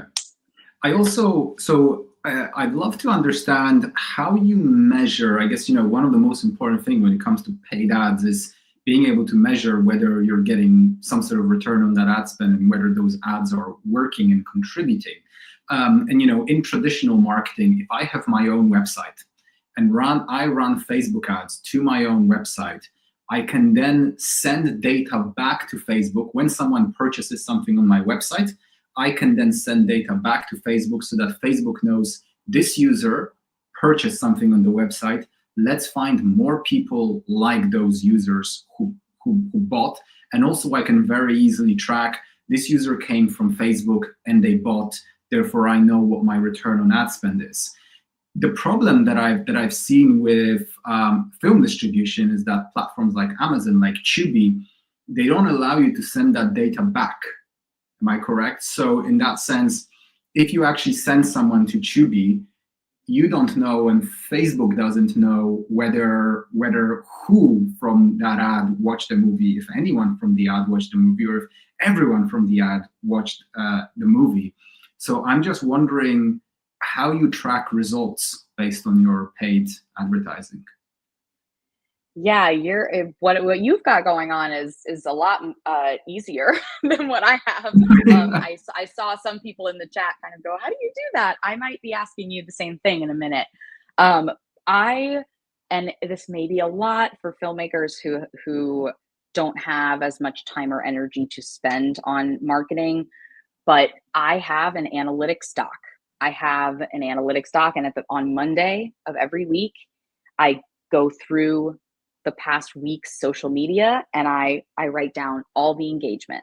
I look at views, I look at saves, shares. I write all of it down. I write down comments, obviously, just how many comments we've gotten. Shares are so much more important than people think they are, because these algorithms run on multiple types of engagement. So if you're just liking an Instagram post, that's great, but it's not going to boost something to the top of the algorithm. But if you save a post and like the post and comment on it, it sounds like a lot, but it takes 2 minutes. Those things that have multiple different types of engagement are going to be pushed to the top of the algorithm. So I have a document on my computer that I just write what time. Time is extremely important. On TikTok, I can't speak for the UK, but on TikTok, the best time to post is going to be 4 p.m. to 6 p.m. because, well, on the Pacific Coast time, because it's early enough that you're going to hit East Coast people after work. Because a lot of people, they come home from work, they want to sit on their phone. They want to decompress by sitting on their phone. So you're early enough that you're hitting East Coast people, but you're still late enough in the workday that you're going to hit some Pacific Coast people as well. So timing is very, very important. And I look at in my analytics what posts did well and what time of day were those posted. And so anything you can add in your analytics that isn't going to make you go crazy, add, because it's going to, you'll see numbers and you'll see how they work. And do you ever look at, like a specific correlation? Because I guess the only way you can try and do it is via correlation between your spending money on, say, Facebook. You spent this much this week, and Tubi views went up that week by X amount, or we stopped spending that week. Tubi views went down. Do you see a sort of direct correlation between your ad spend and either getting more views or, for example, more sales on Amazon? I do. It's not 100% perfect. It's not, every time we promote Tubi at this time, it works. It's not going to work like that. But you definitely see a correlation. I've seen sometimes our Facebook, we have a lot of followers on Facebook. And sometimes if I do an ad spend on one, and then let's say the budget is out, so I've decided to use engagement strategies on another, it doesn't always have the same numbers. And it could be for the same platform, it could be for a different platform. It's kind of, when we do our quarterly reports, that's a huge part of the audit processes. And Tubi, I don't know how helpful this will be if no one has a direct relationship with them, but they have a great portal. I just go into the Tubi portal and I go, okay, what's making money and what's not. It's very easy to look at. Some of them will only send quarterly reports. It just depends. Yeah. Okay. Interesting. And now let's move on to organic and earned kind of marketing. Maybe starting off with just organic social. Where do you see the biggest opportunities right now? And what have you guys perhaps cut out because you don't feel like it's quite worth your time in terms of the platforms, in terms of what you do on the platform? So, for example, posting stories on Instagram, things like that. Any things that you guys see are bringing in a lot of results versus not a lot of results? Yeah, it's going to sound like a hot topic word, but engagement is everything.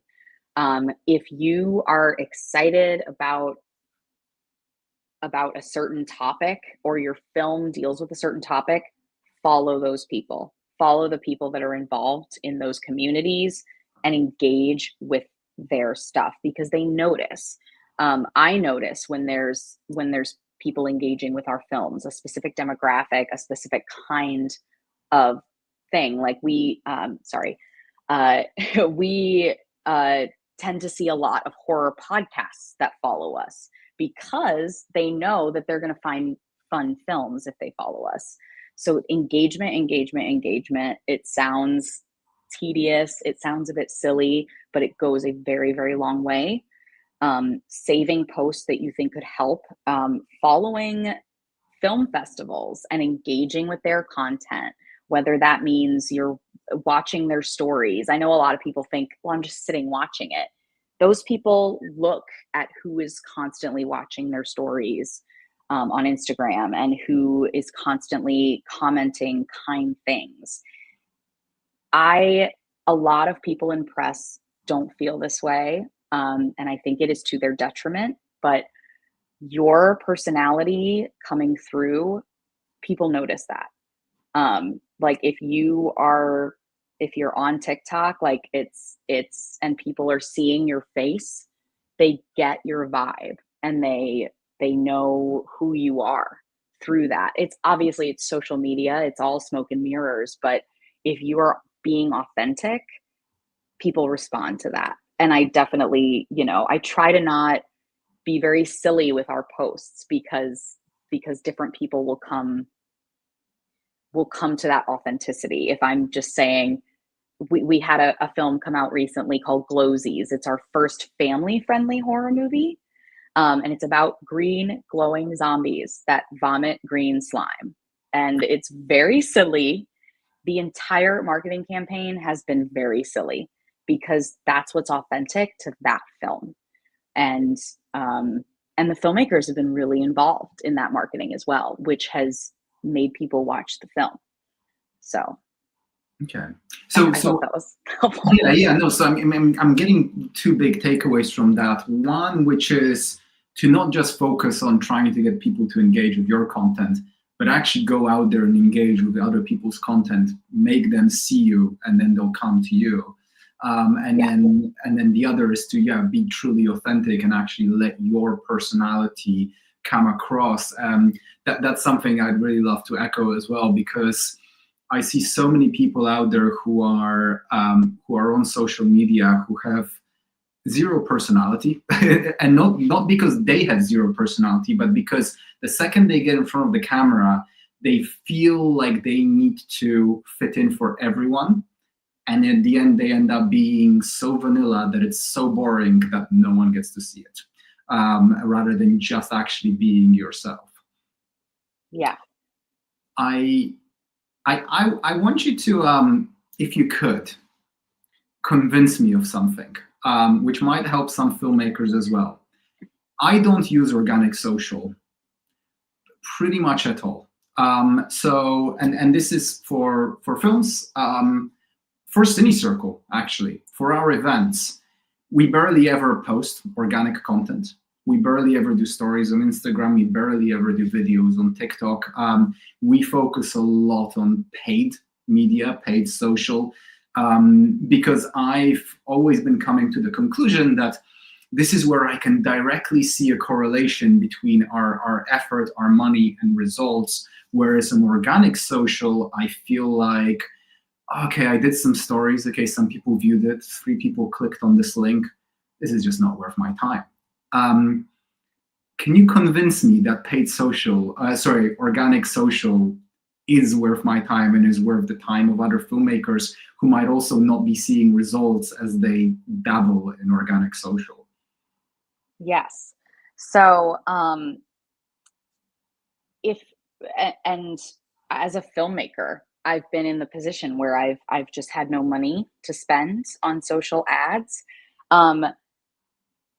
Organic social media is going to be, first of all, a widespread, right? So you're not putting yourself out on one platform and expecting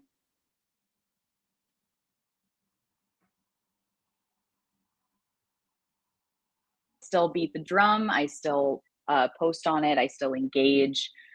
We tend to get a lot of comments on there. I digress. But we don't get likes on there at all. And then with something like Instagram, we have a very large following. It's about creating the communities. So if you are engaging with the wrong communities, that's not going to work. If you find, for instance, horror has a lot of subgenres.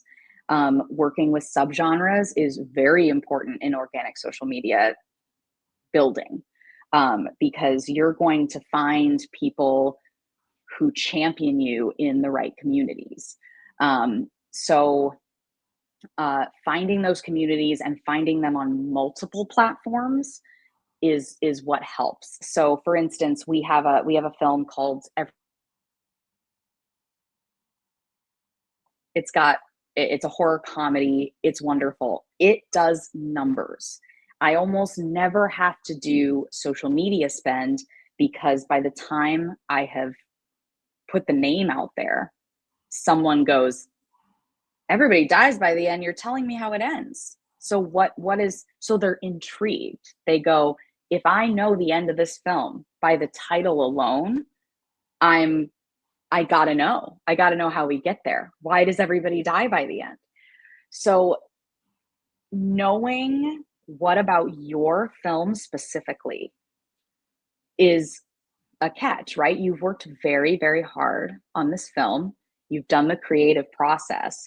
No one knows better than you what sub aspects are going to work, what subgenres are involved, what I believe I've actually seen a video on Cinecircle that you did regarding marketing about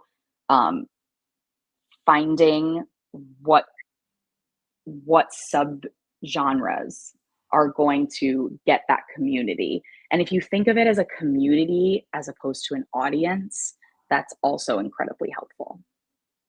Yeah, definitely. And I think, by the way, what don't know if I convinced you. You know, so I think to an extent you definitely did. And I think what I'm seeing as well is that as you can probably tell from this conversation, I love to be able to track if what I'm doing is making sense. With paid social, I can do that very well. I can quite literally be able to tell you definitely this is working right now, and here's my evidence. With organic social, you can't do that. Because you can't track it, I feel like it's not quite that important, even though it's still massively important, because even if it's a smaller number of people who engage with your content, those are the really, really loyal people. And that's the community that you're mentioning. Yes. And also, sorry to cut you off, but social is also, if you are finding those communities and talking to people, ask somebody if they write a comment about your film, say, I'm the director, I'm the filmmaker. Why did you feel that way? I want to have a discussion. Discuss your film, because fans love that. Fans eat that shit up. They absolutely love it. They'll just be like, oh, I'm talking to the filmmaker. It feels very glamorous, and therefore gets them excited. Yeah, absolutely. I'd also, I'm conscious of time, and we only have about 5 minutes. I'd love to very quickly discuss PR. 5 minutes PR crash course for everyone. What is your strategy when it comes to PR for the film, in terms of getting reviews, getting articles, getting bloggers to write about you, that aspect? Do you just have a list of journalists now that you basically do an email blast to every single time there's a new film, or what's the strategy there? Yeah, so basically, we had a PR firm that did our PR before I took over. That PR firm disbanded. They had a lot of them wanted to retire. So that's when I took on PR, and I was given a lot of contacts. So admittedly, that's a leg up that I have in this department for our films. But basically, when we have a press release, I send it out as an email blast, and I talk to people about, and I just kind of say in the email, again, I'm very organic, I'm very myself, and I'm very authentic, because these PR people are getting a million emails. They're getting so many. So the only way really, in my opinion, to stand out is to say, hey, if something interesting is happening, maybe it's, I sent out a PR blast recently and I said, happy Halloween. How was your Halloween? You know, I want to hear about it, because that's my favorite holiday, and I want to hear about it. And I got way more responses, because they're like, oh, this is Terror Films. She's really easy to talk to, so I will happily work with that. So that's important. On top of that, my PR blasts go out to influencers as well.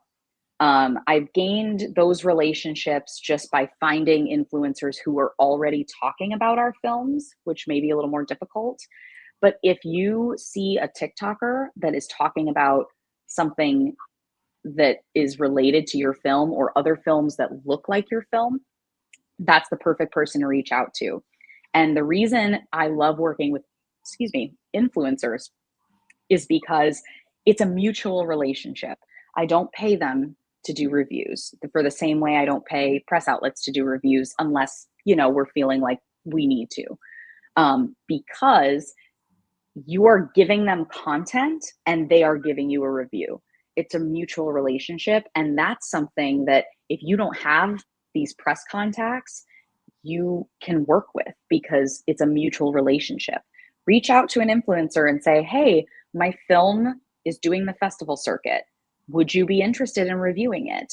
And you can send them a screener. Obviously, you have to be careful with your screeners, but if you're looking for reviews, that's the way to do it. And some of these influencers, a review will make them bigger. We worked with a guy, his name is Chuck, and he was very small when he started reviewing our films. He started reviewing our films, and then bigger horror companies started to reach out to him. Blumhouse wanted him to review their films, and he started building a real audience. And so now he talks up our films all the time, and he's doing reviews on big studio films as well, and he has a huge following. So cultivating those relationships, in my opinion, those are PR relationships, and it works the same way. You're giving them content, they're giving you a review. That's great feedback there. I also again, consciously, we've got about 2 minutes left, so I'm just wondering, is there any final pieces of advice, of information that you feel that we missed, that are, that could be really valuable for the audience, in terms of anything else that you feel is, this really worked for us, or this is currently working really well, whether it's as small as some little TikTok algorithm thing, or as wide as, oh, you should use these platforms? Yeah. Something I didn't get to say that I think is important is, if you are going to do paid ads, make sure that the content is okay. Obviously they will not boost ads that have weapons in them. Like, I try to stay away from, we have a film that's entirely gun violence, and it's hard getting a still from the film that doesn't have a weapon in it. So just be cautious of that. That's a note I had that I think is important. It seems small, but it'll ruin your campaign. And then just knowing your analytics and observing what other films are doing. If you are doing if you have a micro budget film, it's okay to look at big studio films and what they're doing. You're working on a smaller budget, but you can creatively take some of their ideas and just do them on a smaller scale. I think observing what they're doing, because these companies have bigger marketing departments and have better analytics and they know what's working even better than I do. So I like to do that a lot. I observe, if your film is a drama, observe what the Oscar bait, what the award bait films are doing. Because basically you can just take their ideas and make them your own. I think that's kind of I think that's very important, and authenticity it's been said this whole chat. Yeah. But authenticity is incredibly important. People just don't, especially after a global pandemic and everything, people just don't have bandwidth for BS, Yeah. you know? Speaking for BS, I want to ask you one more type of question with kind of, just ask for your brutal honesty with the answer over here. If I'm a filmmaker and, I've recently made a really low budget feature film, say 50K, 100K, no big name actors. I couldn't get a sales agent or a distributor on board, and I'm, or perhaps I don't quite know how to, and I'm planning to do just an online release. I'm putting that film on Film Hub. What can I expect in terms of revenue, and can I ever expect to actually bring, get back the budget of the film through just an online release? Yeah, if you are not going through a distributor, I honestly don't know, because I am with a distributor. My film, I have no idea whether Terror will take it, but we're basically expecting the film to open opportunities. So, I can't promise anything, but if you are out there beating the drum and putting it in public consciousness, it is 100% doable. We have films that have nobody in them. They were shot on an iPhone, and it still works, and it still finds an audience. You just have to beat the drum. It sounds so simple, but even on the days where you're just like, God, I'm talking everyone's ear off about it, because our world is because marketing really is 80% social media these days, you never know who you're going to reach on a different day. Yeah. So to not get exhausted with it would be my advice, is to just, your friends may be annoyed, but if they're supporting you, they won't be, and they'll understand. And who cares? Who cares if you annoy some people? You're going to reach the people that matter and that are going to pay money to watch your film. Yeah, I love that sort of, having that mentality of we know that this film will open opportunities. Whether you make your money back, whether it's a commercial success and so on, you know that you can have one win, which is going to be to open up opportunities. And I think that's the win that all filmmakers can have with their film if they make a good film, and to leverage and get really what they can out of it, which is great. Yeah. One more thing I'd like to add is it sucks because we all want to make money. We all need money. This world is very hard. And I'm a filmmaker. I love this job. I would love to quit it and make films full time. I think it's important to think about the other things you gain by your film being out there. You can gain fans that are going to be something you can prove to a bigger budget studio if you are ever in a pitch room. Oh, I don't have any big names in my previous film, but look at all these people who love my film. You can gain fans organically. You can give a platform to your actors. Your actors may not be big name actors, but they might be on their way. They may be auditioning for the next HBO show, and that could bring your film, that could elevate your film. So there are a lot of other things to gain other than money. I know I sound horrible right now because we all want to make money. It's very important, but there are other things to be gained by getting your name out there. Yeah, absolutely. Sarah, thank you so much. I mean, it's been a wonderful conversation. So many different tools and strategies that you've given us. So yeah, thank you. Thank you so much for coming on and for sharing all of your knowledge. Thank you so much for having me. I know there's a lot of questions, so I'm sorry if we didn't get to everything, but yes, I thank you so much for having me. And I just want to also add your link into the chat for anyone that wants to. It's terrorfilms.net. Is that right? Yes. I don't, we of course take horror films. Our other company, Global Digital, we take documentaries. But if you are looking for distribution, our submissions are open. We are also doing something new that we have never done in the past. We are accepting horror shorts for an anthology film, because the thing well known about shorts is that they don't make money, because you have to watch a certain amount of film time to make revenue. But if your short is placed in an anthology film, everybody makes money, hopefully. So we are acquiring horror shorts as well. Fantastic. That's great to hear. I'd love to hear in 6 or 12 months how that works out. Yeah. Well, thank you so much once again. Yeah, it's been a pleasure having you. So yeah, thank you so much. Thank you, and thank you everyone who joined and listened to me ramble. Great. Thank you so much. Cheers. Okay, guys, we are going to take a quick 3-minute break just up until 10 past, and then we're going to be continuing with another talk on guerrilla marketing strategies and how both high budget as well as micro budget films have managed to leverage creative marketing strategies without spending money in order to promote their films. So we'll be back at 10 past, so in 3 minutes time, where we'll be starting the next talk.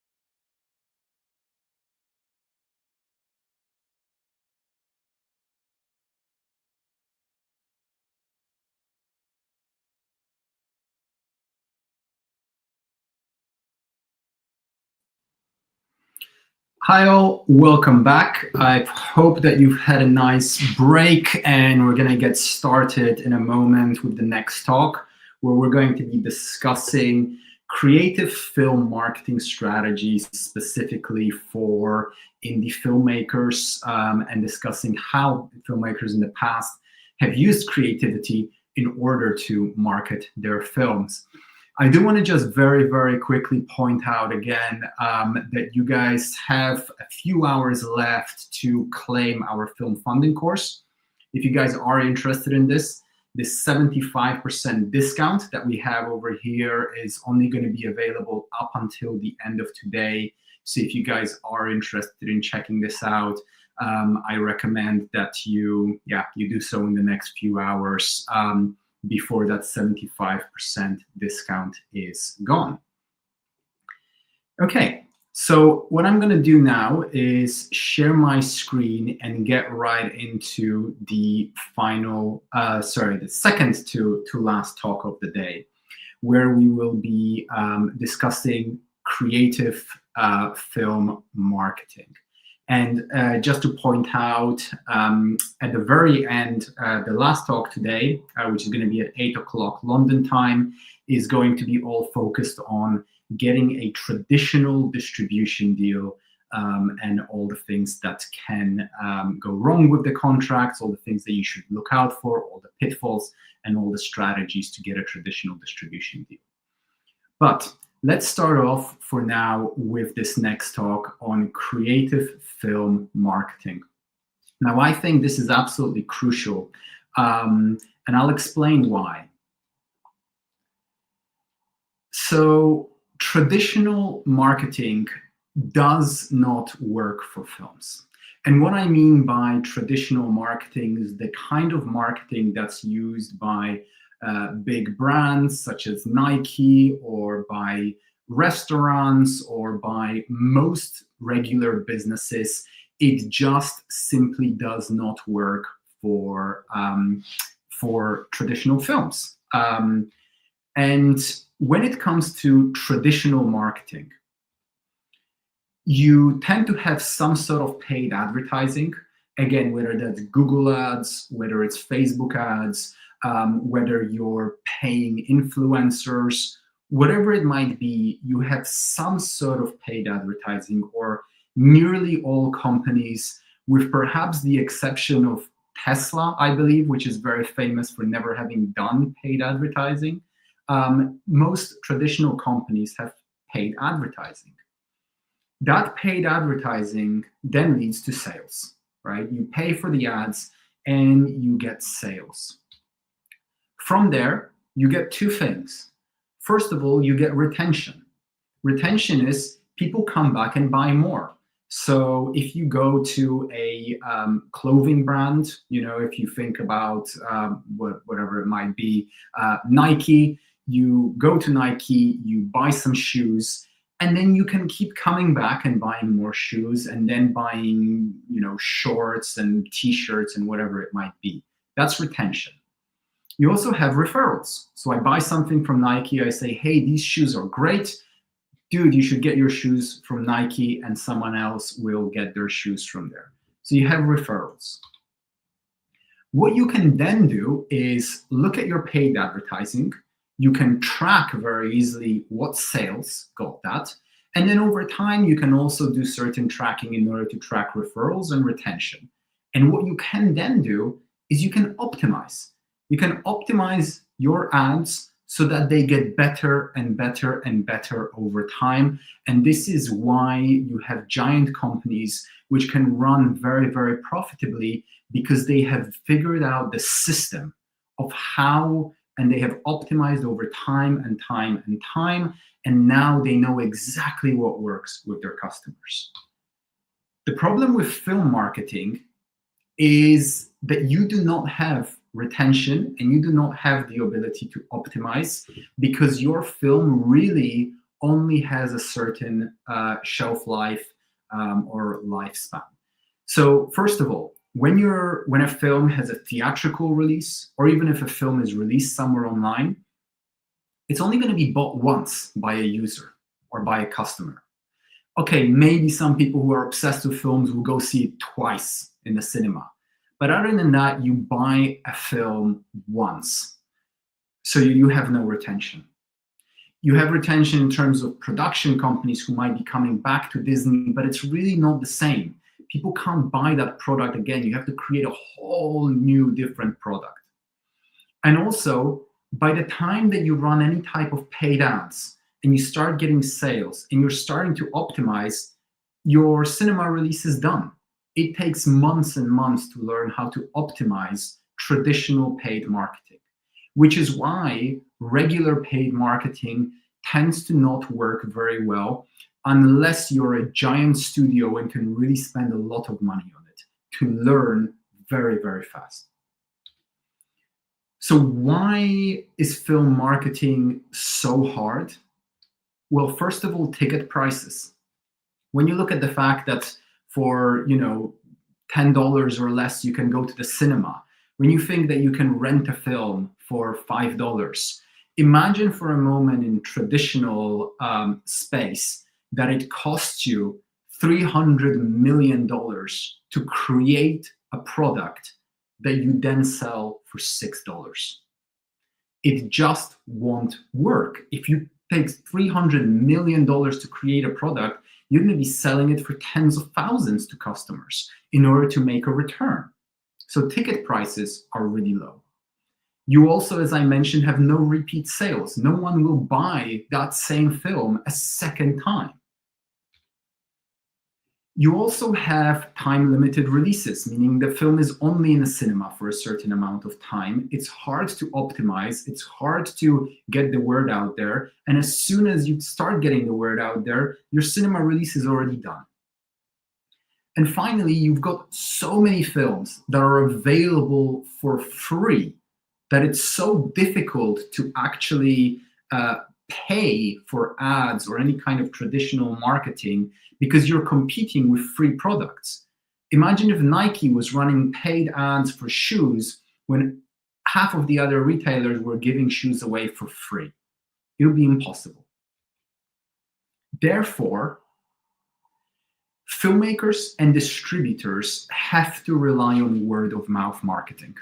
They have to rely on the fact that other people will share their experience of the film, that they will share, the film with other people on social media, in person, and so on. You yourself as a filmmaker or as the team on the film can't do everything yourself. You need other people to promote the film for you for free. Therefore, that is essentially word of mouth marketing. Now, for that to work, we need to get really creative, because you need to get creative, and you need to think about all the creative solutions that there are in order to get people talking about your film. And this is something that's really, really difficult, because we live in a world where people are bombarded and everyone is trying to rip away your attention. Everyone, every company out there, every influencer out there, every content creator out there, everyone is fighting for your attention. And everyone is fighting for your potential viewers' attention, which is why you really need to get creative with how you can get people's attention and how you can get people to talk about your film. Now, the good thing is that filmmakers are very creative. It's our biggest asset, right? We are creative people. When you think about other brands and companies, they are not as creative as we are, especially when it comes to the world of digital media that we're in right now. But what I found is that very few filmmakers actually use this creativity when it comes to business and marketing. So what I'm going to try and do throughout this talk over the next 40 minutes is to try and create that link with a little bit of inspiration on how you can, use your creative asset, your creative mind to help you market your film. So this session will aim to provide some ideas, mainly inspiration to get your creative juices flowing, and also some actionable insights so that you can walk out of here feeling like you're not just staring at a blank sheet of paper of how do I create word of marketing campaigns, but you have some ideas of what was done for previous films, what you can replicate, what you can build upon for your own film. So we will essentially show you various case studies where filmmakers used creative marketing to get their film either made or seen. And by the way, some of these strategies can be just as useful for film funding, and I will show you how some of those strategies have been used for film funding specifically, as they are for distribution. And I'd also love to say that this just would not be a 2024 presentation without some AI images. So big thanks to ChatGPT for providing those for me to keep you guys visually entertained throughout all these case studies. And by the way, as I go through those, if you all have experienced any other type of great creative marketing that has been done by other filmmakers or by yourself, please feel free to share that in the chat. We'd love to hear as many different stories, strategies, and inspiration as possible. Okay, so I'm going to get started with the Amicus production Resurrection. Now, I want to tell you guys a story of a producer called Laurie Brewster, who's based in Scotland, and I think I mentioned him in one of our previous talks. He runs a crowdfunding campaign pretty much every single year, and he always manages to, hit his goal and raise quite a lot of funds for his films, which tend to be horror films or some sci-fi films, but majority of them are horror films. So what he knew is that he needed to do something, some sort of PR stunt, some sort of marketing trick or hack to get PR outlets to write about his crowdfunding campaign and about his film, to get people talking about the film. And he knew the best way to do that is to find something that already has a pre-existing audience and then try and exploit that in a story format in order to get people talking about his film. So again, he was running a Kickstarter campaign, and what he did was he resurrected the Amicus production, which was, a famous horror studio sort of in the 70s and the 80s. It was shut down, and he recreated that company, or he reopened that company, that production company, literally for this film, to bring back, all the fans of, who loved the horror films that company made, the nostalgia that brought to them. So it was essentially a PR stunt, but what he did was he resurrected this old horror film production company for this upcoming film. And that was the story. The story behind the crowdfunding campaign was that he loved those horror films from the 70s and the 80s, and they want to recreate that with their upcoming horror film, and therefore they resurrected this production company. And the result of that was that they ended up raising nearly, £200,000 for their Kickstarter campaign. I believe they actually had another Kickstarter campaign afterwards where they raised even more. And part of why they were able to do that was this story. It wasn't just a crowdfunding campaign. They now had a pre-existing audience. Even though, perhaps the story behind the film, none of the talent in the film, perhaps no one here had a pre-existing audience, but they reopened this old production company just for this film, and that old production company had a wide pre-existing audience. The other thing that did is it got them so much press and PR. right? They got, they got Variety to write about them. All of these different other outlets wrote about this, British horror label that resurrects, Amicus production for this film. I'm pretty sure that Variety would not be interested writing about some random, crowdfunding campaign, in the UK, if not for the fact that they brought this name that they already knew, that people already respected, even if it was from 40 or 50 years ago. So that's just one idea. Have a think about, is there something that you can bring to the table, such as this, that's going to help you either crowdfund or later market your film.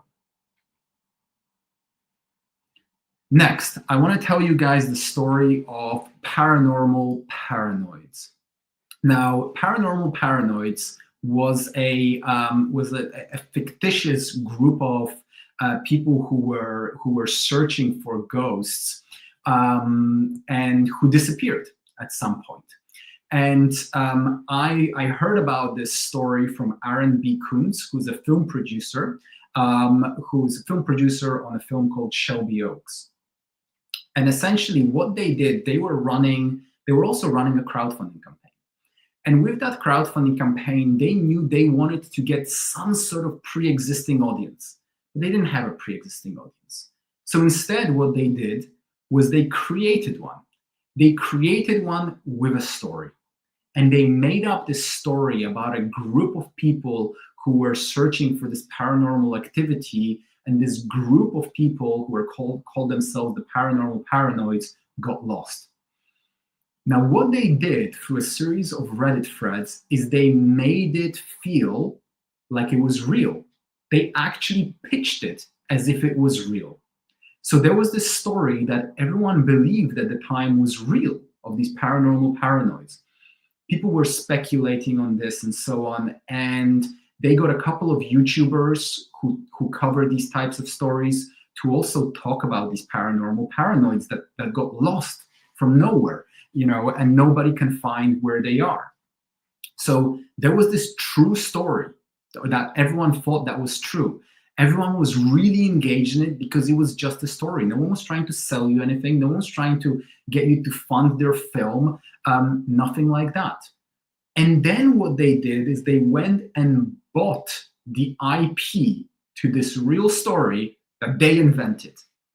And they created a Kickstarter campaign which featured this Paranormal Paranoids story.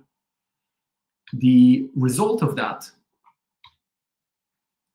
they raised nearly $1.5 million and became the highest funded horror film on Kickstarter. Now, that wasn't just because of the story. They did many, many things really, really right when it comes to their crowdfunding campaign. They had, a big YouTuber who was on board the project, Chris Stuckman, who does a lot of YouTube videos for filmmakers. They created this whole, experience reward for their backers and so on. But part of the success of this crowdfunding campaign was this story that they created. This story of these paranormal paranoids that everyone believed was real. And they, created these, these threads on Reddit and so on, and Facebook groups, really building up this story that so many people believed was real. And apparently to this day, a lot of people still think this is a real story, even though they've now officially said that it's not. But so what happened was, with that, and this got the crowdfunding campaign rolling. As the crowdfunding campaign got rolling, they got deadline to write about the campaign. Because this is what happens. When you get some sort of PR, or you get some sort of story, you get some sort of pre-existing audience, and the ball starts rolling, you can then act on that and give and go to different PR. The key to reaching out to journalists, to platforms, to PR, is that you need to give them a story. You're making a film, and a crowdfunding campaign is not a story. The story is, for example, This campaign has just reached $1 million and is now the highest grossing horror project on Kickstarter. That is a story. Another story is, this is, for example, we have resurrected the Amicus production for this film. That's a story. That's a story that people care about. So you need to give reporters, journalists, etc., an actual story, because that's what they do. They write stories. So these different PR stunts that we're going to go through can be really good at giving journalists something to write about. And therefore, you get a lot of press, and press can be an incredible medium for getting more traction for your film. So let's talk a little bit about paranormal activity. You can't really talk about creative marketing without mentioning paranormal activity. So the first thing that paranormal activity did, which was really unheard of at the time and was very, very unusual, was rather than playing traditional trailers, what they did was show trailers where they showed the audience's reactions, screaming, jumping in their seats, rather than just a traditional trailer. Now, this was an incredible way to build up hype and also give people something to talk about. You want word of mouth. You want people talking about you and the content that you're creating. So people will say, oh my God, they look actually genuinely really scared. Maybe this is going to be an actually scary film, which is so hard for that to really come across through just a traditional trailer. So that's the first thing that they did. The second thing that they did is essentially a little bit of a competition, they tried to get the audience really engaged within their marketing. So what they did is that they started off with a pretty limited theatrical release, and then they got viewers to vote on which cities they want paranormal activity to be shown in theaters next. So they started off, I believe, with some of the major cities such as LA, New York, and then depending on how many votes a city would get, they would pick the cities with the biggest votes, and that's where they would screen the film next. And they would continue doing that. And what that did was that created audience participation, and it created this virality. And virality is really described by the fact that you show something to one person, that person shows it to two, those two people show it to three people, and that's viral. That's something where and it's exponential. And that's what happened over here, because the filmmakers were telling everyone, hey, vote for the film if you want to see it in the theaters in your city. Those people were then saying, hey, I need to tell all of my friends about this because they need to vote too. And their friends who then wanted to see the film had to tell everyone else. And that creates word of mouth. So you need to figure out from this, is there a way that you can, in essence, incentivize your viewers to talk about the film and to get other people to talk about the film, right? I mean, one of the most common things that you see this is in traditional marketing, when you have a new app that comes out, say the Uber Eats equivalent or an Uber equivalent, and they say, hey, if you refer someone to us, you will get £5 and they will get £5, and then that person is just as likely to refer. Now, the best way to do that is without monetary things. So what else does the audience want? Well, they want to see the film in the theaters in their city.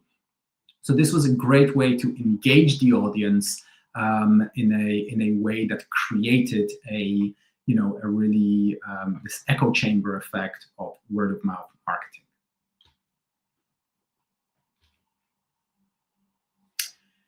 Next, we have the Blair Witch Project. So they did quite a lot of things to really try and make this this film project feel real. The film and the experience around the film feel real. So what they did is that they, first of all, created a website where they presented the movie really as a real documentary about these missing filmmakers. They were distributing missing person flyers at film festivals. They staged interviews and these little documentaries, and they really build up this story. As Sarah mentioned in the previous talk, people who watch horror type films love to feel like the story is real, or love to feel like an element of the story is real. And that's what Blair Witch Project did. So have a think about, here they were, hanging out missing persons flyers at festivals. Is there something as simple as that you can do that will get everyone at the film festival talking about what you're doing and about your project? And I'm in a few minutes, I'm going to show you guys a few examples of other things that you can do at film festivals in order to stand out. District 9 is another great example of this. Essentially, what they did was install these humans only and aliens only signs in some of the major cities, which essentially mimic the segregation that you have within the film. They also created a website that allowed users to report alien sightings. So they, again, we're trying to get users to feel more involved in the film and letting them interact and be part of the experience. So these kinds of guerrilla tactics really made the film gross over, I believe it was over 200 million when the budget was way smaller than that. So is there things that you can leave around the city, obviously legally as well, but is there things that you can leave around the city that will get people talking, about your film, and that will get people interested in finding out more? And is there something that you can do that will get people engaged and feel like they can actually be a part of this experience?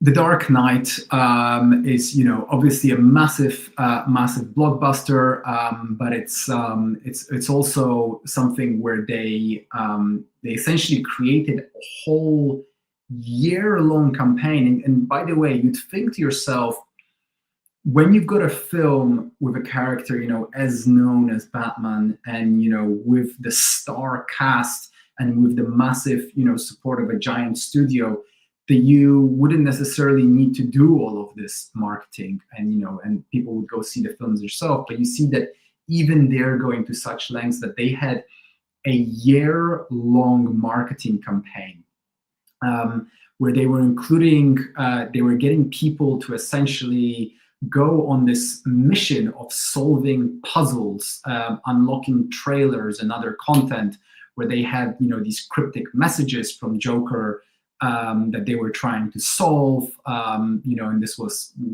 hidden in websites, newspapers, playing cards that were often distributed at events like Comic-Con that they would attend. So they were giving people, bits and pieces of information, and were getting everyone involved, that they were solving this information. And as they solved these puzzles, they would unlock new content, new trailers, and so on. And every time you unlock new content, you'd want to share with people that you solved it, and you would tell everyone on social media, which made, which definitely made the film trend on social media quite a lot. So this is just another example of, what can you do, when it comes to trying to get your audience to solve puzzles, or in a way, how can you gamify this marketing process? Because people love to be involved in a game. People love games. And that's what the Dark Knight production team did over here, marketing team did over here. They turned it into a game. So what is a game that you can get your audience to play? Because if you can get them to play that game, and if you can get them to win at certain points within that game, they will always want to share that with as many people. And also, people like to have their friends play the games. So they get other people involved, which helps with the word of mouth marketing. So it was another film where they had, sometimes filmmakers say, oh, but I don't have, the budget or or the time to create all of this content and so on. This is, I think, such an incredible image showing you how you can market a film, and what it really does is create an intrigue. You will see that on the street and you will go, I know it's going to be something stupid, but I just have to take a look at this hashtag. I just have to take a look at it to see what it is, and whether it's a serious film or not, and why is there a balloon here? What is this, right? So this just shows you that you can have something that's so simple, but if you walked past this, everyone will look at it. The red balloon is something that everyone walking down the street will notice, because why the hell is this balloon attached here? And it's closer than you think. What's closer than I think? You see the cinema, that it's going to be a movie in the cinemas, and you think to yourself, it's impossible that this is an actual marketing for a normal film that's going to be released in the cinemas. I need to take a look at it. So I think this really shows you that you can have these types of very, very simple things that you can place around your city. And this works especially well if you've got a limited cinema release within your city, and you're going to be playing at 3 or 4 cinemas, indie house cinemas around the city. Make sure that if you're doing something like this, do it close to those cinemas. That's where people are. Those are the people who will see it and who will be most likely to go check out the film in the cinema.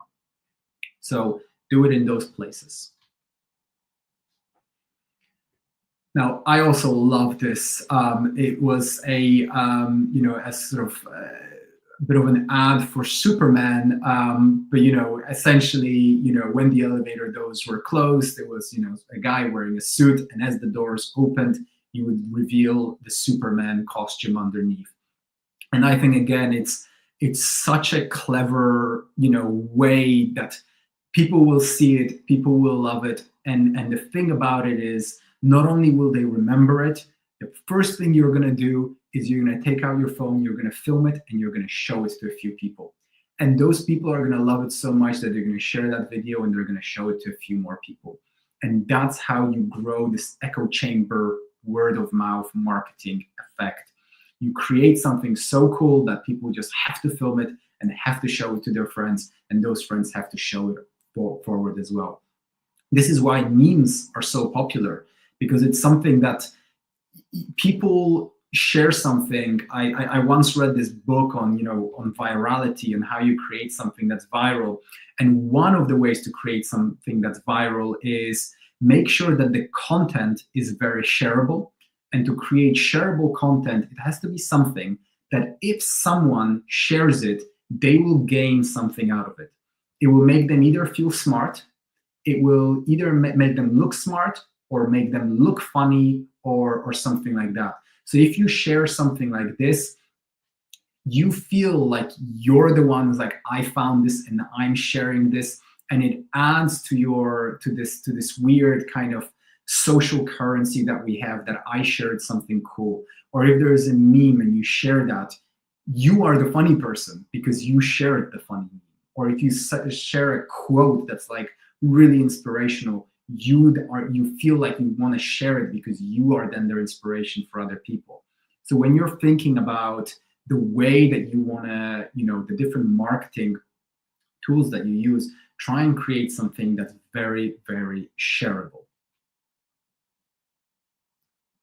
Again, another example of this is Star Wars, where they turned, the pieces that you hold on the tube into lightsabers, so that everyone could take a photo of themselves holding the lightsaber. And you then have ridiculous photos that you can also take when you have an old grandma standing holding a lightsaber. Or you have a little kid standing holding a lightsaber, and people would want to take a photo of that, and then it'll be hilarious, and they'll share it with their friends. So it's just a really cool thing that people want to share. So think of something that's just going to be funny, that's going to be cool, that's going to be different, that's something that people will talk about.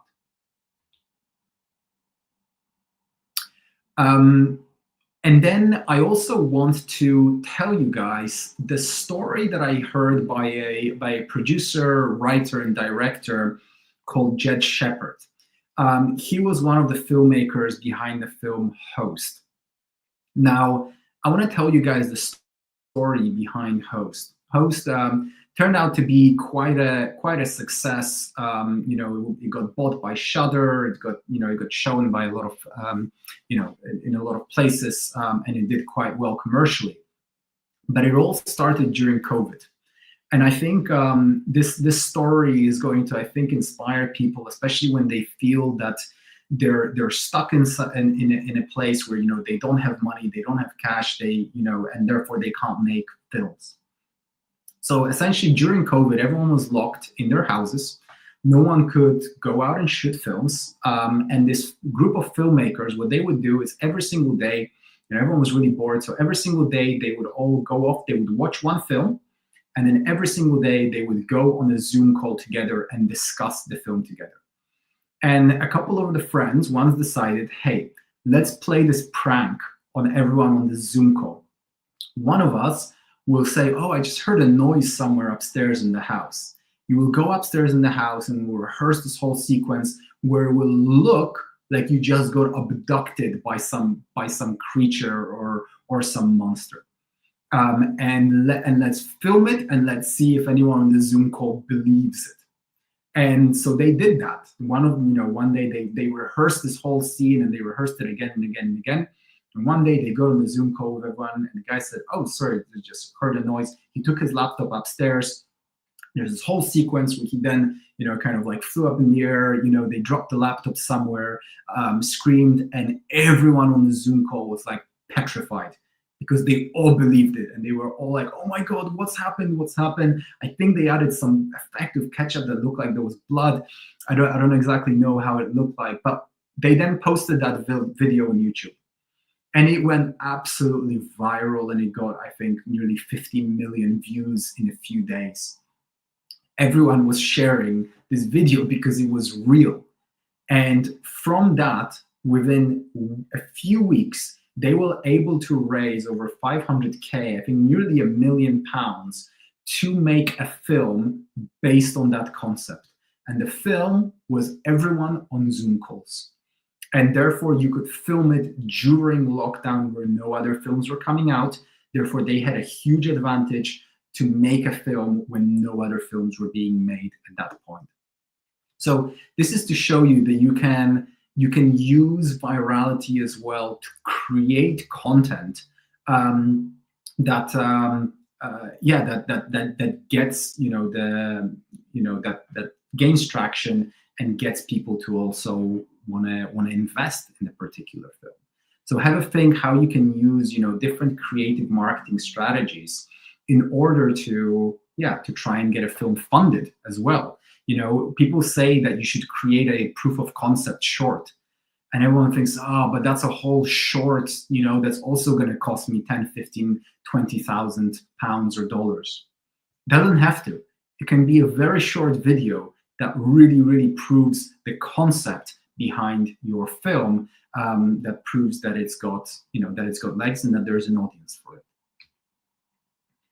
And I'm actually not sure if this was Host, but it was another film by where Jed Shepard was, I believe, a screenwriter on that film. Another story that they told me.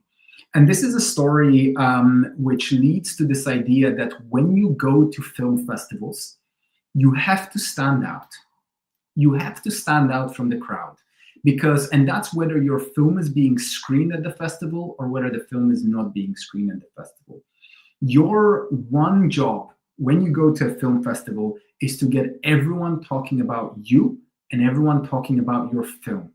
And that's going to be that mini word of mouth marketing within that festival. Because if everyone is talking about you or your film, then everyone, that means sales agents, distributors, and potential investors are all hearing about you. And people at festivals, they love to talk about films and so on. And I saw this film and it was cool. But what if you could do something, and it doesn't even need to be that big, that is just so unique and so interesting that everyone walks out of the room talking about it. That's what these filmmakers did. So after their film was screened, there was a series of films screened, and there was a panel discussion with all the directors. And the director of this film came on, and the film had a concept. There was something around the film that, in order to be protected from these demons or whatever it was, you needed to create a ring made out of salt around you. And if you created this ring out of salt around you in the film, you were protected from these demons. So what the director did, and they even talked to the festival programmers ahead of time to make sure that it's okay. But what they did was all the other directors came and they sat down for a panel discussion. He came on last on stage, and before he sat down, he took out a big bag of salt, poured the salt into a ring around his chair, and then sat down. And that thing made everyone for the rest of the festival talk about, were you there? Oh my God, this guy poured this whole ring of salt around him. And it was, oh, well, it was because it was in this film, and in this film there was this plot. And it was this conversation starter that everyone had at the film festival afterwards. But it always led to a conversation about their film. So ask yourself, what is a way that you yourself, not the film, but you yourself, what's something that you can do that will make you stand out at film festivals, that will get everyone talking about you and therefore talking about your film? Or even if your film isn't screening there, you can do something in that film festival, again, to just get everyone talking about you. Back to the idea of PR. This is a story. This is a story. At film festival, this director did this, right? That is a story, and exactly from First Features, it's what is called a publicity stunt. Have a think about, what is it that you can do that will get everyone talking, such as they did over here. And I've got one more example over here from Deadpool. Now they had a really, really great marketing strategy where they confused the crap out of the audience at the start. They were almost marketing it as a rom-com and as a comedy and as an action. People were just confused, and no one quite knew what the film was going to be. But one thing was clear, is that they were really using this humor and very, very unconventional marketing strategies to get people interested in the film. They were completely unapologetic in the way that they were marketing their film, which got so many people talking about it. And one thing over here, just to show you, one of their ads was this. And I think that sums up their whole marketing campaign of Deadpool. And this tweet, this idiotic / brilliant billboard is why I'm all in on the Deadpool movie. I'm an easy lay. I mean, this is the type of, especially when you're dealing with a really low budget, these are the kind of films, or these are the type of marketing strategies where it's just going to, it's just going to, get everyone talking about it. You can't see something like this and not take a picture and not send it to a few friends, right? Whereas if it was a regular Deadpool poster, there would be absolutely nothing newsworthy about it, or nothing shareable about it. So some final thoughts on that. First of all, I just want to say that when it comes to PR and when it comes to marketing in general, if you're everyone's cup of tea, you're just a mug. And if you try to appeal to everybody, you are going to end up being just so vanilla that no one is really going to be interested in what you have to say. Therefore, when you've got, especially when you're trying to create word of mouth marketing, you have to create something that's not going to be for everyone. You might offend some people, like that Deadpool marketing poster might have offended some people. Some people might think it's stupid or silly, but then the people who love it will really love it. So you have to be out there. You have to do something that's going to be beyond the norm. You have to do something that's going to be unusual. You have to do something that's going to be newsworthy. You have to do something that's going to be different. If it was done before, no one's really going to care. Like if you hand out, missing persons, flyers at a festival, it's been done. It's been done many times before. You need to do something that's going to be different. You might need to do something that's going to be controversial. You might need to do something that's going to, rustle some feathers. So that is something that's going to be important as well. And again, you have to understand that you are going to be marketing to a specific audience, and that's not going to be everyone. And therefore, you need to be okay with the fact that your film is not for everyone. And you actually need to go full on in your marketing just on the people who are going to be interested in your film, even if it pisses off some people, because those people that it pisses off were never going to watch your film in the first place. You also want to be real. And this is something that Sarah talked about in the previous talk, which is people love authenticity. People love seeing the real you, the real filmmakers behind the projects being real, rather than this weird PR version that's just so vanilla. And I actually want to give you guys a very quick story on being real and being authentic. And this is for a crowdfunding campaign that I did where we raised about £30,000 for a short film on mental health. And if you've ever taken any of my crowdfunding courses or webinars, you will have heard this pitch. But essentially, we were pitching this film where we wanted to show that small acts of kindness can have a massive impact on our society and our well-being in the society. And we were pitching the film with that. And it was just such a PR statement. It was so vanilla in a sense that it just meant nothing. And we were telling people we need more films about mental health, and we need more films that are done about mental health because it's such an important and a subject that we don't discuss about a lot. Nobody cared. Nobody cared until we told them a real story. And the story that I told them, which ended up being our pitch, which never even felt like a pitch, was the story of why we were making that film.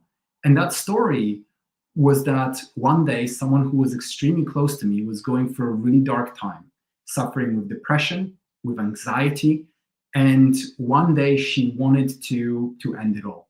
She decided that she wanted to just put a stop to this. And she went into work knowing that this was going to be her last day, or thinking that it was going to be her last day. She sat down at her desk lifeless, and one of her coworkers came in and made her saw that she was struggling, made her a cup of tea and asked her how she was, and really asked her how she was. And that tiny act of kindness saved her life that day. It was the reason why she decided that people care about her, people would miss her if she was gone. She's got people that she can talk to.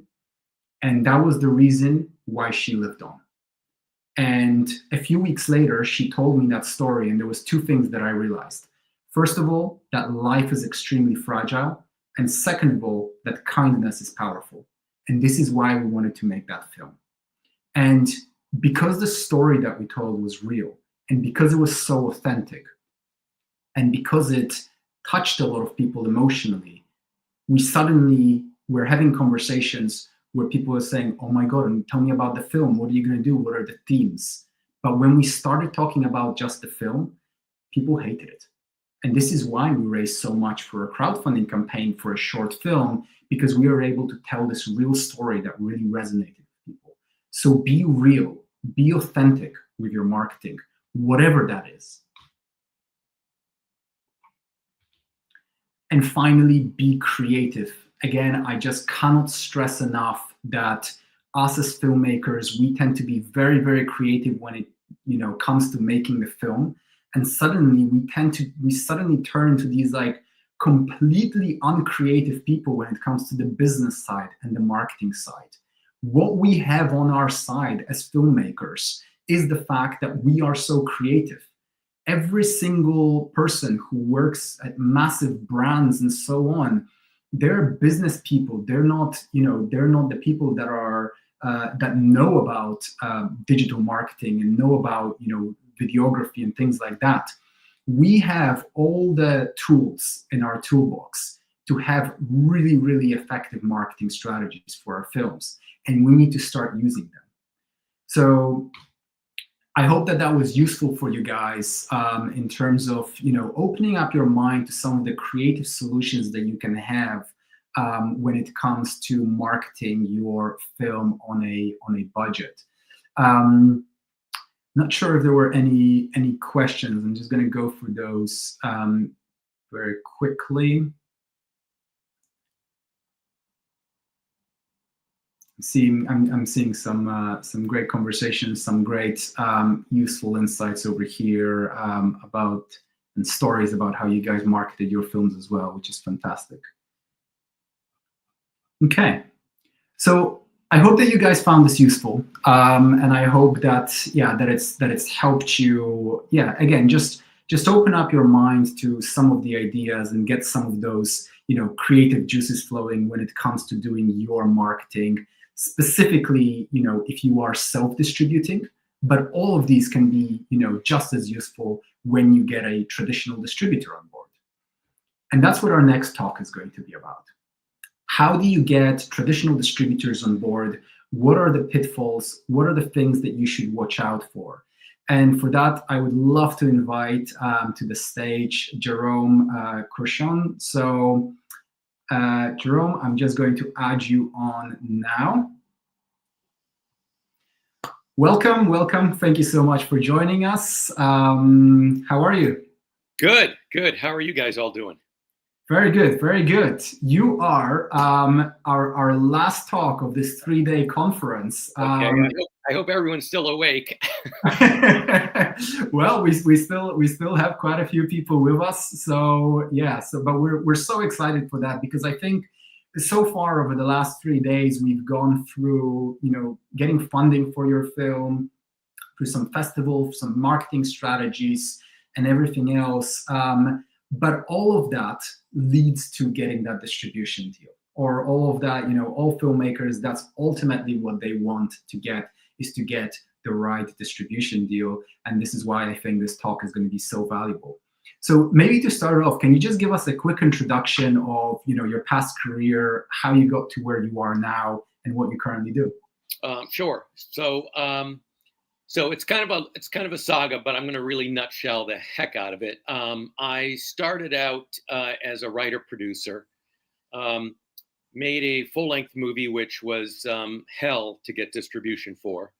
And now this is back, over 20 years ago.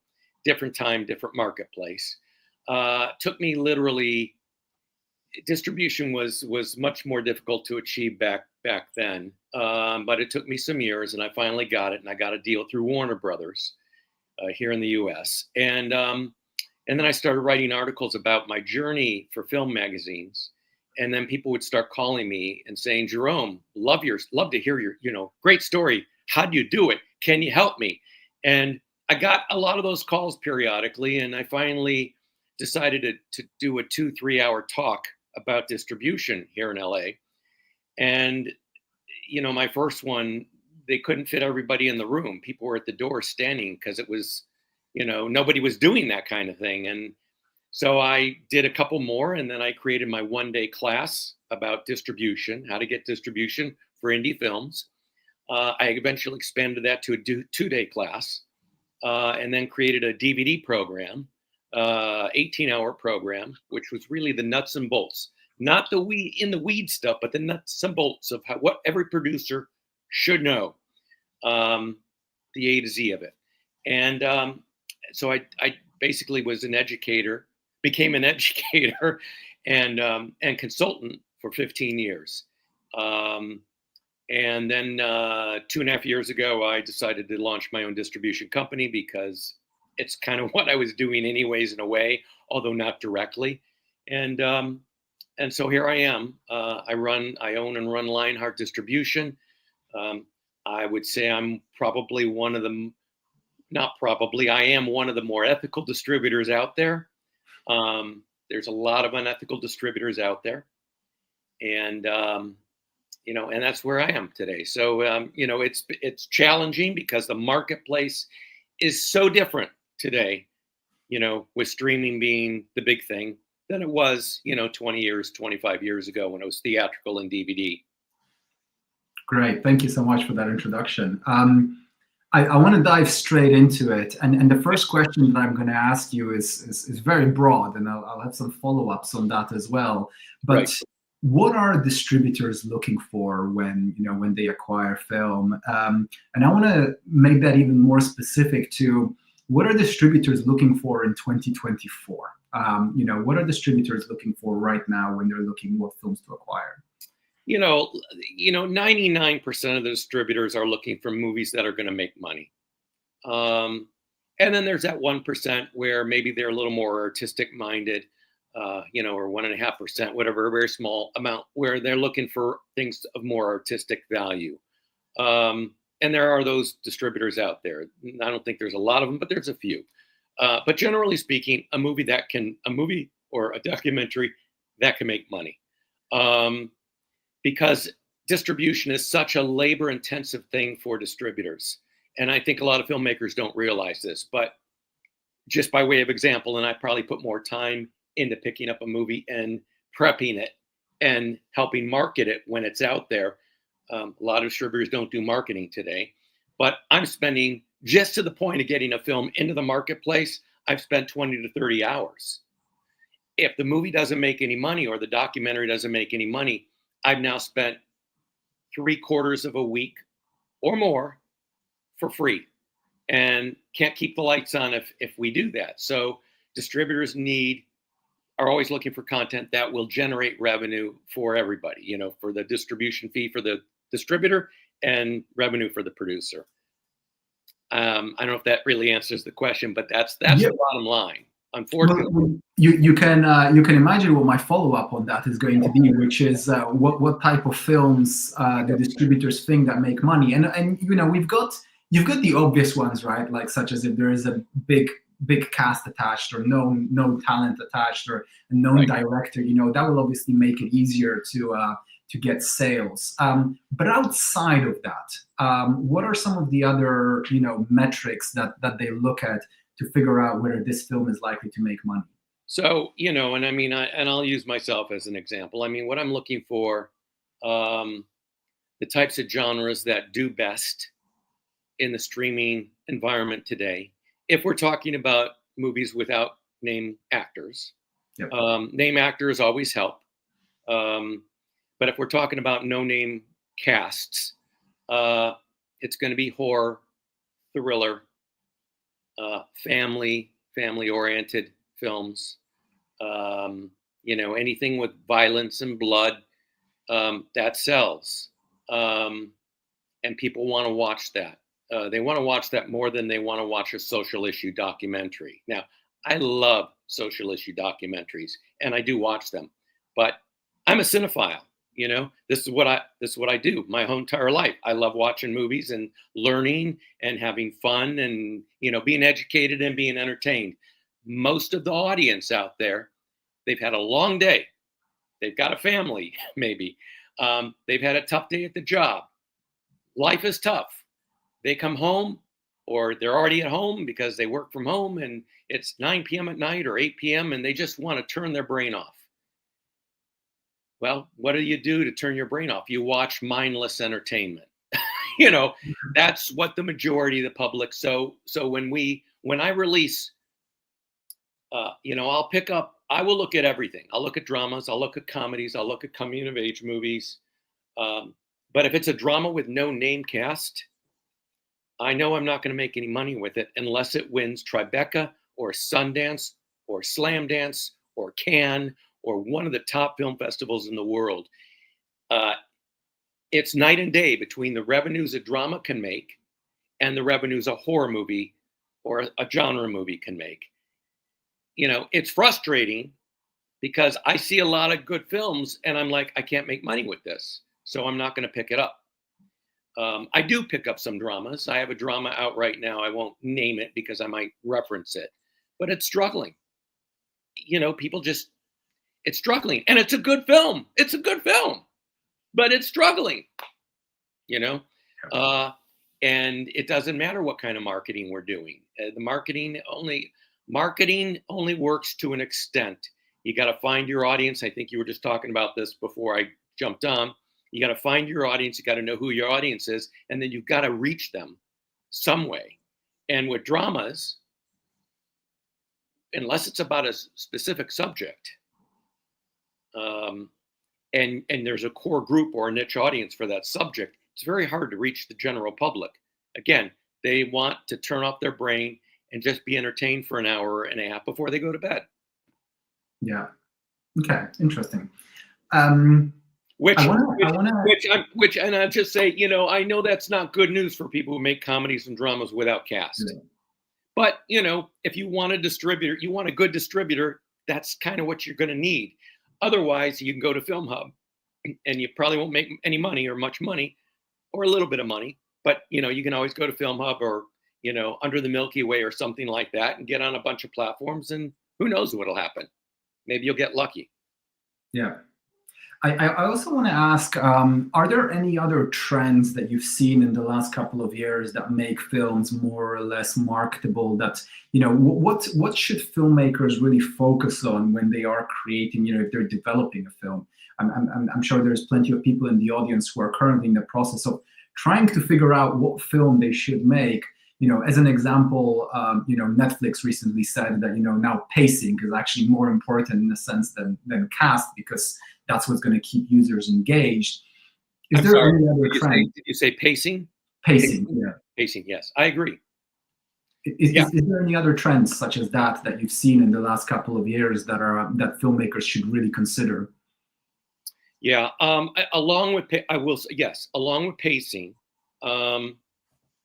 and you know, whoever at Netflix said that is accurate.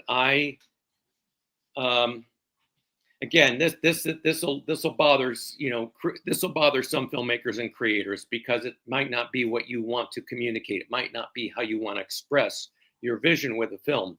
But let's say I'll use horror as an example, or it could be any film. Let's say you make a horror film and there's no blood, no violence, no death in the first hour, even the first half hour. You know what? You're in trouble because the audience will have turned off the movie and gone to something else, because the horror audience wants to see blood and violence and death. And you've got to hook them at the beginning. Now, actually, this isn't new. There, you know, William Gold, you know, the famous screenwriters of the past used to talk about how do you hook, you know, you got to hook your audience at the beginning of a film. And too many filmmakers today aren't doing that. So when you're on the streaming platforms, if somebody hasn't actually paid for your movie, paid the $3.99, $4.99, and they're watching it for free with advertising, if you haven't hooked them in the first few minutes, they're gone. So Netflix is right. It's about pacing, but it's also about hooking them at the beginning, some way, somehow. If it's a drama, comedy, how are you going to hook them? How are you going to get them going? Oh, I'm going to stick with this for a while and we'll see where it goes, because they didn't pay for it. You know, that's really important. That's like, you know, and that's something that I look at too. I mean, I distributed a horror movie last year. I knew it was a risk.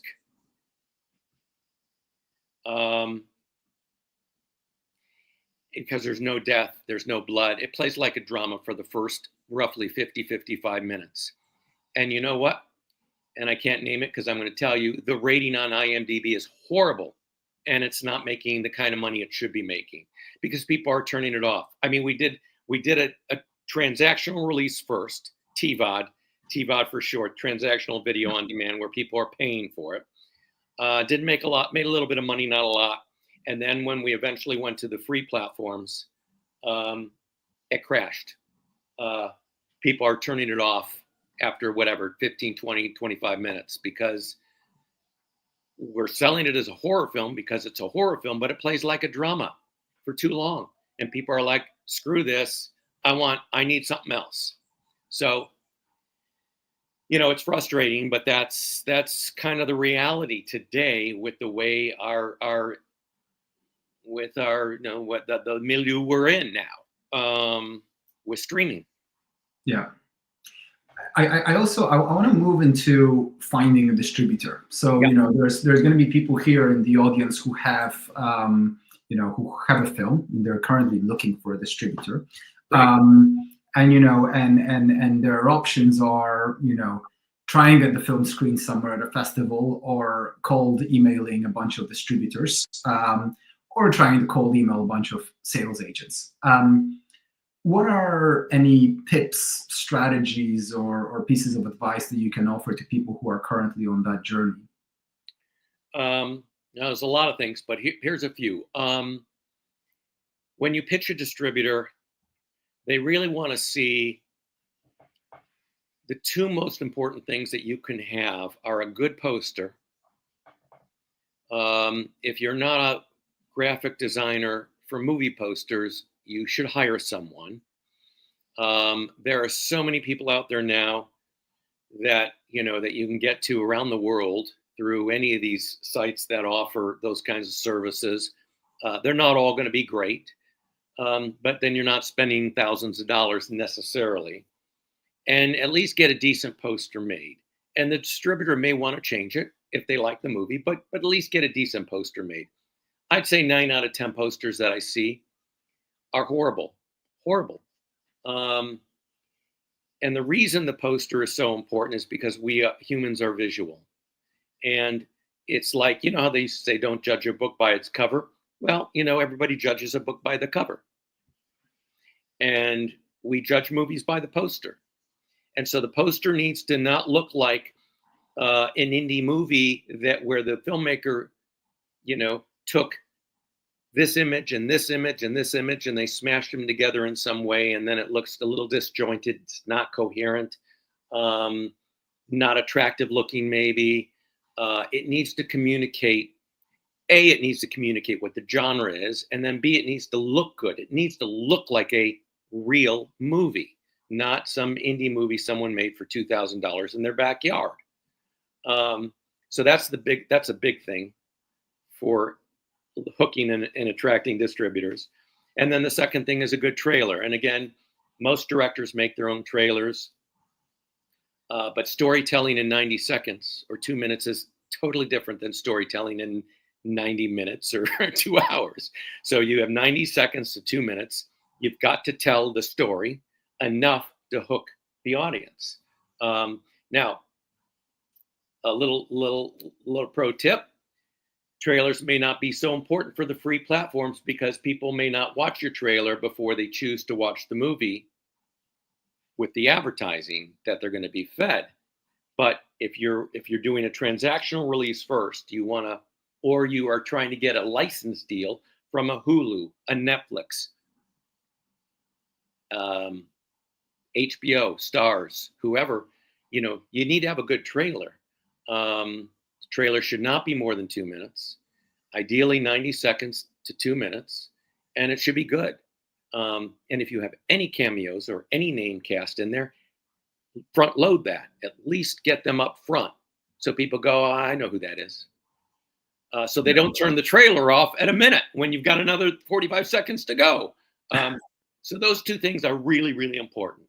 And then when you pitch distributors, you know, it depends on how you're doing it. If you're doing it by email, keep it short.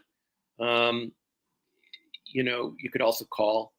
A lot of people reach out to me on Facebook, on Instagram, through email, through my office line, which is public. You know, you reach them however you're going to reach them. If you email them, you don't know that they're going to see the email unless they respond back. So, you know, you just keep trying, I guess. If that answered your question, there's probably more to it. You know what? I think it really does, because I think a lot of filmmakers, me included, used to think that, oh, it's about the way that you reach out to them via email or this, or you've got to meet them in person. But really all comes down to exactly what you said, which is if you've got a good poster and you've got a good trailer, that's what's going to matter. And if you have that, you'll finally get some yeses. I mean, for me, and I'm not, I'm not the same as every distributor. If I see when somebody pitches me, and I have a little submission link at my website, which, by the way, everybody, it's distribution. It's lionheart.la, not .com, lionheart.la. And there's a submit your, and there's a submit your film link there, and it's a little form to fill out. So when I get a submission that way, I read through it, if the genre is a genre that I'm most interested in, it goes to the top of my pile of stuff to view. It's not fair, maybe, but I'm like, I'm trying to generate revenue for everyone. I will look at the poster, because usually they have a link to their poster. I'll look them up on IMDb. If the poster sucks, I'm like, okay, I'll have to do a new poster if I want the movie. It's not a deal breaker for me. I can do the poster, or the filmmaker can work on it. And I'll usually look at the trailer first, because the trailer really tells me the quality of the movie. And I am someone who almost always, if I watch the trailer, I'm also going to take a look at the movie. But there are a lot of distributors out there, just so your audience knows, that they look at the trailer and they will decide whether to watch the movie or not based on the trailer, which is why the trailer really needs to be good. I, however, know that people don't do good jobs with trailers typically, so that's why I'm going to sit down and actually watch part of the movie to make a judgment call. Yeah, I mean, I think there are distributors who don't even watch the movie, period, and take it on. and I know, and I have a couple colleagues, I know who they are, and they have told me, oh, they don't watch the movies. They just look at the trailer and make a decision. Oh, that's fine. I mean, that's fine for them. They don't do marketing. I do marketing with the filmmaker. The filmmaker needs to do marketing too. We both do marketing, and so I need to know the movie. And I need to know how we're going to position it and get it into the marketplace and hopefully have success with it. Okay, yeah. I want to focus the rest of our time a little bit on negotiations. So, say you reach out to a distributor, they're interested. What happens at that point? The negotiations, the deal, and then maybe a little bit around where the opportunities are right now in terms of actually making money online, because I hear a lot of things that's, oh, well, theatrical, you do a little bit of theatrical to the online. Then I hear that online you don't make any money. So I'm wondering, we're going to have maybe a quick discussion at the end on where the actual money is. But before that, let's take the next step, which is talking about negotiations and how you can build leverage as a filmmaker. So when you're discussing, a distributor comes back to you and they say, they're interested. First of all, can you tell us a little bit about how that conversation normally happens, and perhaps both with the ethical and the unethical distributors? What does that conversation look like once the distributors say that initially they're interested? All right. I'll give two examples. I'll give how it typically goes with a lot of distributors, and then I'll give how I deal with it, because I do it differently. Having been through this, having been in the trenches myself, and then working with producers for so many years on distribution, many distributors, if they like the film, they're just going to email back and say, hey, here are our terms, we're interested. And then if the filmmaker says, yes, I'm interested, then they send the contract, and then the filmmaker presumably reviews the contract, or they just sign it, and then that's done. And then they deliver the film. That's how it works a lot of time for indie film. If there are names in the cast, maybe they email back the offer, maybe they pick up the phone. Hard to say what they do when there's names in the cast. Names or no names, if I'm interested in the movie, and this is why, I'm a little different than a lot of people. I'm going to arrange a call with the filmmaker or the team, because it's important to me that we have the same goal, that I can be on board with the filmmaker's goals or the team's goals. Okay. So I actually literally will spend an hour on the phone, usually, sometimes a little more. And I want to know what their goals are with the film. You know, they'll know I'm interested by calling. I'll say, look, I'm interested in your movie. You know, what's your number one goal? What's your number two goal? And I want to know what that is, because if they say, well, Jerome, here's why. Jerome, we hope to make $1 million with this. And let's say there's no names in the cast. We hope to make $1 million with this. I'm going to say, yeah, well, I'm not going to be able to do that. Very unlikely I'll be able to do that. That's just not the environment today with a no-name movie, even if it's a horror movie.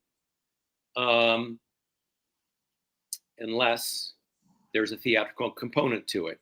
But you know, how many Terrifiers are there out there where it's going to be lightning in a bottle, and oh my God, who would have thought? Nobody would have predicted what happened with the Terrifier movie before it went out there. You know, I mean, and people talk about that. Oh, Blair Witch. Oh, Paranormal Activity. Yeah, one movie a decade gets lightning in a bottle and makes a shitload of money. And everybody's like, I want to do that. Well, we all want to do that. It's going to happen once a decade. Are you one of, are you one of 100,000 movies that will do that? Probably not. So when somebody says, and I never ask the budget, but when somebody says, oh, I want to do this amount of money, if they say that, I may not be your best partner. I can't guarantee that. And I don't think that's realistic in today's environment. If they say, we want to make our budget back, again, then I might ask them their budget. I don't really want to know people's budgets, but if they say we want to make our budget back, then I might ask, because I want to know, hey, if they made a $300,000 movie with no names in the cast, that might be a hard road to climb, depending upon the genre. So anyway, I don't want to go on and on about it, but I have this conversation. If I think that I can meet their goals, then I'll send them the terms, or we'll discuss the terms. I'll send them an agreement, and maybe we make a deal.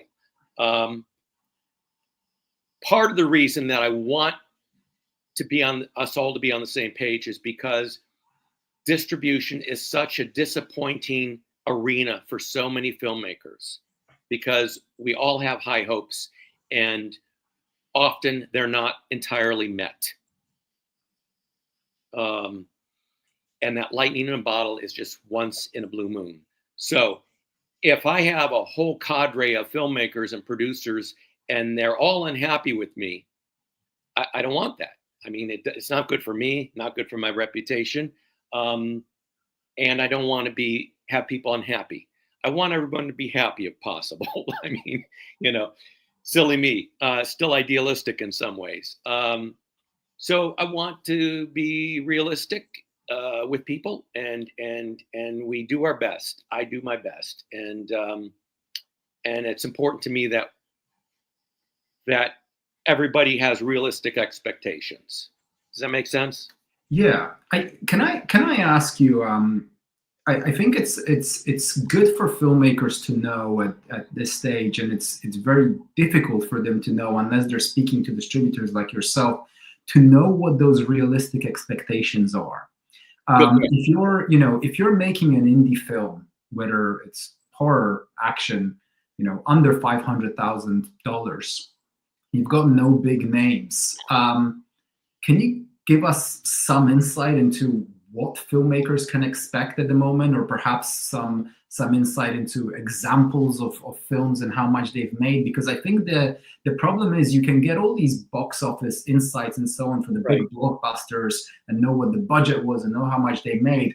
But when it comes to budgets under $1 million, or definitely under 500,000, it's really difficult to know. I mean, is my film gonna go on Amazon Prime and make $2,000, or is it gonna make back the couple 100,000, or somewhere in the middle? Like, can you give us any kind of insight into what filmmakers could realistically expect? It really depends on the level of film and the cast and the genre. So let's say you've got known cast, some known names in the cast, and it's the right genre that a particular streamer might be looking for. Let's say you've got the right completed movie that Hulu would be interested in. Okay, well, Hulu or HBO or Starz, I mean, they're going to pay, if you can make a license deal, that's ideal when you have names in the cast, because then you're guaranteed a certain amount of money upfront or paid out over a succession of quarters. Or BET, you know, a film with a good black cast. So if you can get a license deal, and that's what I aim for when I have the right cast, we try to get a license deal. How much could that be? 50,000, 300,000, you know, there's a range. And it's always changing based on the streamer, the platform. If they are spending money, great. But sometimes they pull back and they stop spending money, or they stop spending the level of money. So it's never constant. And the streaming marketplace is very challenging right now for all the studios and everybody who owns a streaming platform. If there are no names in the cast and you can't get a license deal, which is going to be for the high portion of the indie film place, indie filmmakers, then you've got, and this gets into a question that you might want to also come back to later on, you know, then you're looking at Tubi. Okay, for transactional, Amazon is at least in the US and Canada, Amazon's number tends to be number one for generating revenue transactionally. Everybody in America has got an Amazon account. They don't have to pull out their credit card and input it. It's already there. They can just click and they bought it and they can watch it. One click or 2 clicks. And then there's also Fandango at Home, which I see revenues from movies transactionally for Fandango at Home. Again, for your European audience and the UK audience, the platform, the number one platform, the number two platforms are going to be different. They're different in different countries. It's not really uniform. Even though Amazon's in 80 plus countries, that's not the number one platform in most countries, but it is here. So if your audience wants US distribution, you know, and they want to make money in the US, then Amazon's number one. I'd say Fandango at Home is number two. That was Vudu. They rebranded as Fandango at Home. And then for the free platforms where people are fed advertising, Tubi's number one. Amazon Freevee is shut down as of this week. Amazon announced that Freevee is shut down, which was also a top platform, but they're folding it into Amazon Prime. So we'll see what the revenues look like. You know, all my colleagues and I are like, oh, you're great. Okay, we're going to see what happens, you know, because Amazon Prime for subscribers. Okay, there are 3 levels with Amazon. Transactional, Amazon Prime for subscribers, where you might make a penny an hour, which is ridiculous. And then Amazon Freevee, which was much more than a penny an hour.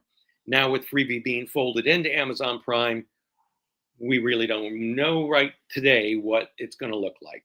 And then there are other free with advertising platforms.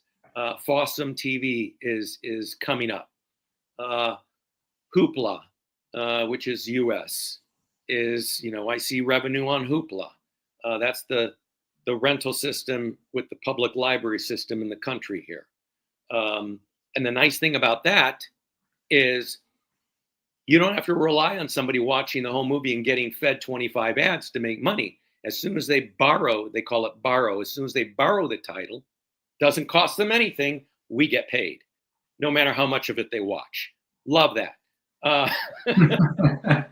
So, you know, is that the only platform where that film you mentioned is doing well, the horror film? Yeah. Well, actually, yeah, we do make some money on that platform because it doesn't, you know, people drop off after 20 minutes. So what?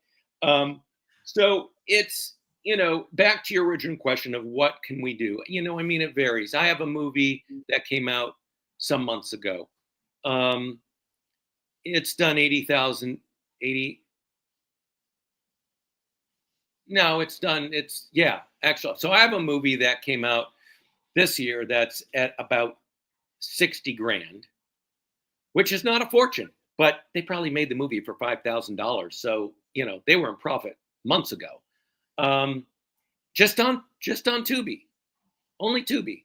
And so we, you know, making money on other platforms too. No names in the cast. That's great. I mean, that's wonderful. I wish every movie would do at least that. I have another What movie. genre was that? What's that? What genre was that? Black movie, black cast movie. Right. Oh, by the way, movies that have black casts can do well as well, besides horror and whatever. But it also depends. Dramas, iffy. Sometimes I have a drama right now that's doing okay, black cast. If it's a thriller, it more likely will do better. And if it's urban, you know, gangster, crime, those do really well in America. And out of curiosity, just on that one particular example, you said that that was made for, you know, a really low budget. Can you tell that it was made for a low budget, or did they just pull so many favors, but it still looked really good? Look, very few locations. It takes place in very few locations, and I happen to know that I have the producer's prolific. I happen to kind of know what his budget range is for the various movies. It might have been made for 10 grand or 15 grand, but I know it wasn't made for, you know, it was probably tops 15 grand. And they know what they're doing, so they can make it look good, you know. Okay. You know, it's not his first movie. It's probably his 30th movie. So, you know, he knows what he's doing. Right. He knows how to put the crew together, the crew he uses, and they make it look relatively good. You know, and then I have a movie, and by the way, and sometimes I will pick up an older movie. Somebody comes to me and, hey, Jerome, I have a movie that came out in 2010. Never was on VOD. It was in DVD and maybe on TV, and I'll look at it. You know, it doesn't matter when it was made. I'll look at it if it's, and see if there's potential. So I picked up a movie that was over a year and a half ago. That was, at that point, was I think 12 years old. Oddly enough, that has done incredibly well, and I didn't expect it. It's done, you know, for kind of a second life for a 12-year-old movie. It's done high five figures without marketing, which is really crazy. So, you know, sometimes this is the thing, the marketplace is so fickle. Sometimes you got to do marketing. I always say do marketing. It always helps. That particular movie, because it was older, I wasn't going to do marketing on it. You know, the filmmaker and I agreed I wasn't going to do marketing, but they did a little bit of marketing, and it makes money every single month. It's crazy. Yeah.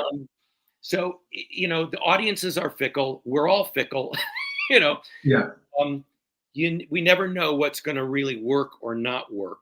And a little secret, it's not really a secret, but, and I and colleagues of mine, distribution colleagues, we all say the same thing. We pick up a movie, we think, oh, this is going to kill. This is going to make a ton of money, and it doesn't. And then we pick up a mediocre movie that we think, oh, this isn't going to do much, but you know, what the hell? Maybe it'll make some money, and it goes through the roof. It's crazy, but this is the way it is. And so, you know, when some people say nobody knows anything, you know, there's some truth to that. There just is some truth that we never know what is going to perform, or what might go viral. Yeah.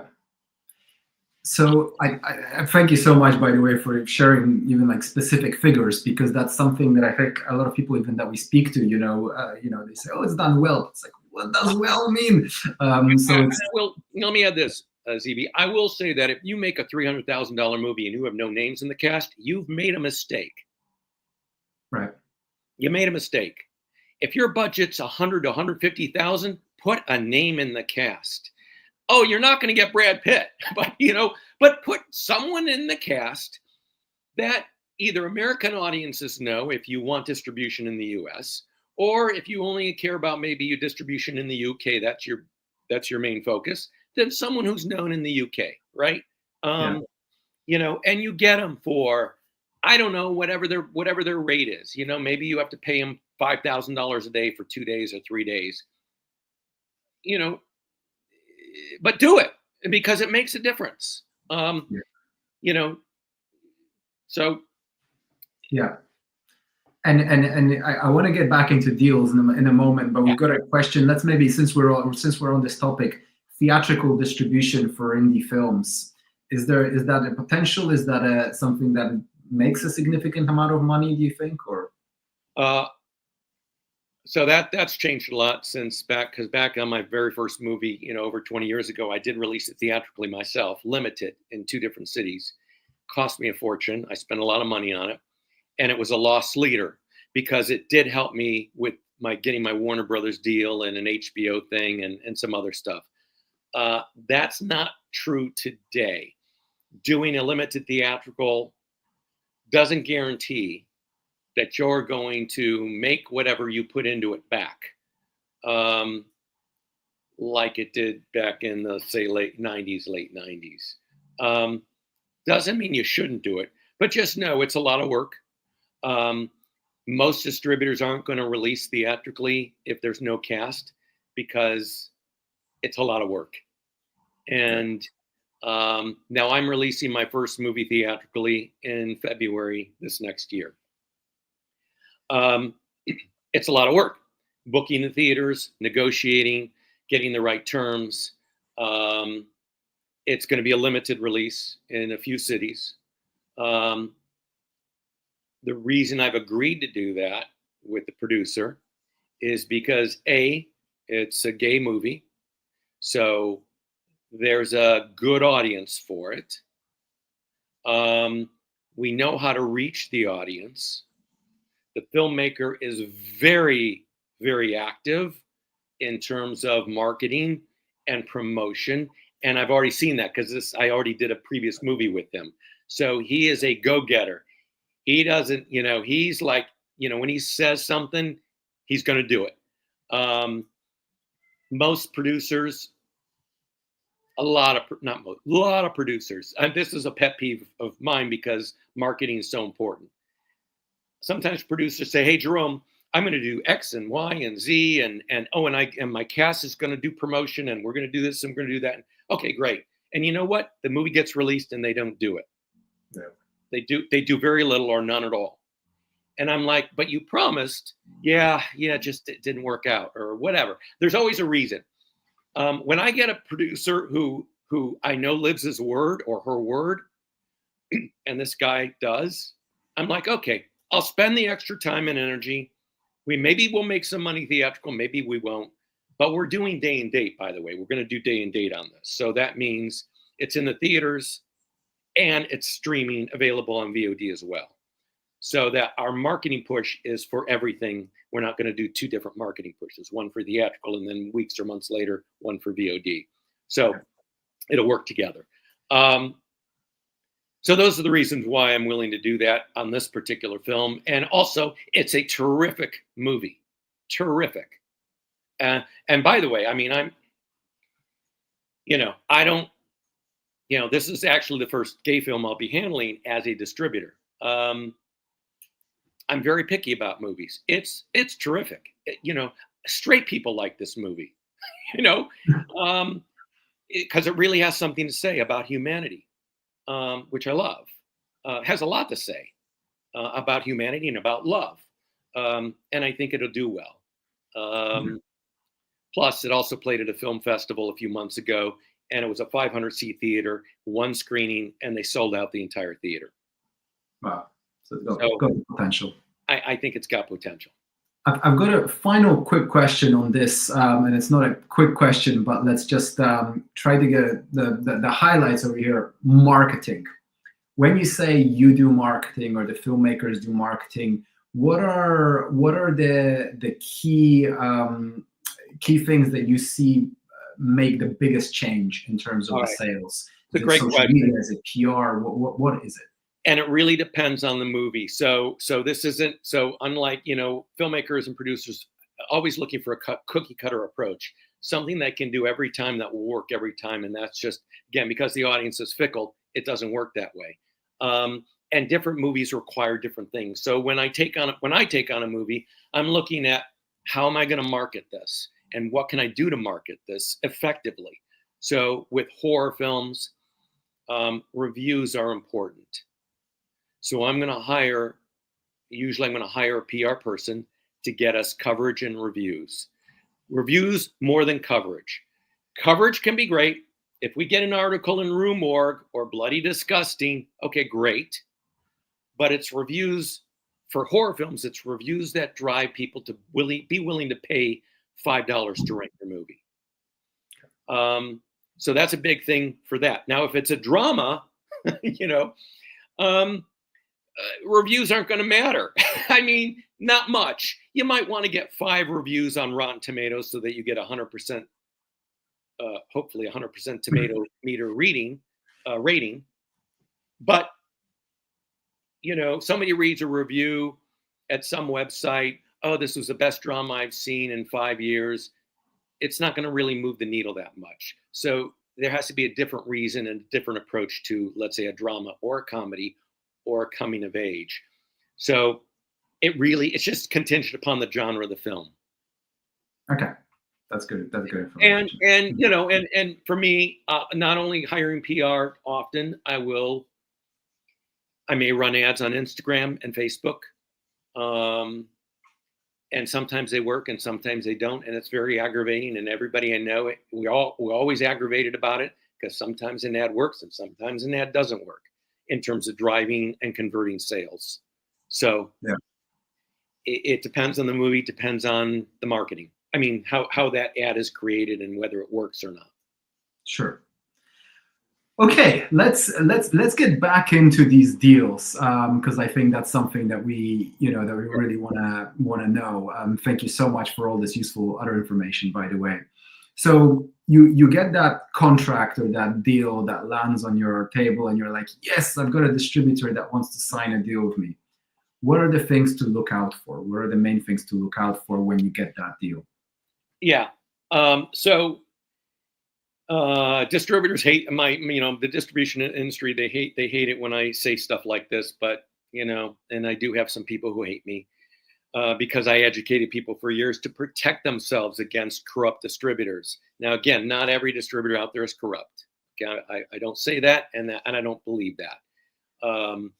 But a lot of them are. So when you get your contract, my number one piece of advice is have an entertainment attorney review the contract. An entertainment attorney, not your divorce attorney or your real estate attorney or your SEC attorney or whatever, okay? Because distribution agreements are very, particular with the language and the terms and what are called standard terms and standard industry terms and a standard definition of what they mean that the courts agree upon if it goes to court. So for any reason. So an entertainment attorney who knows distribution. So that's really,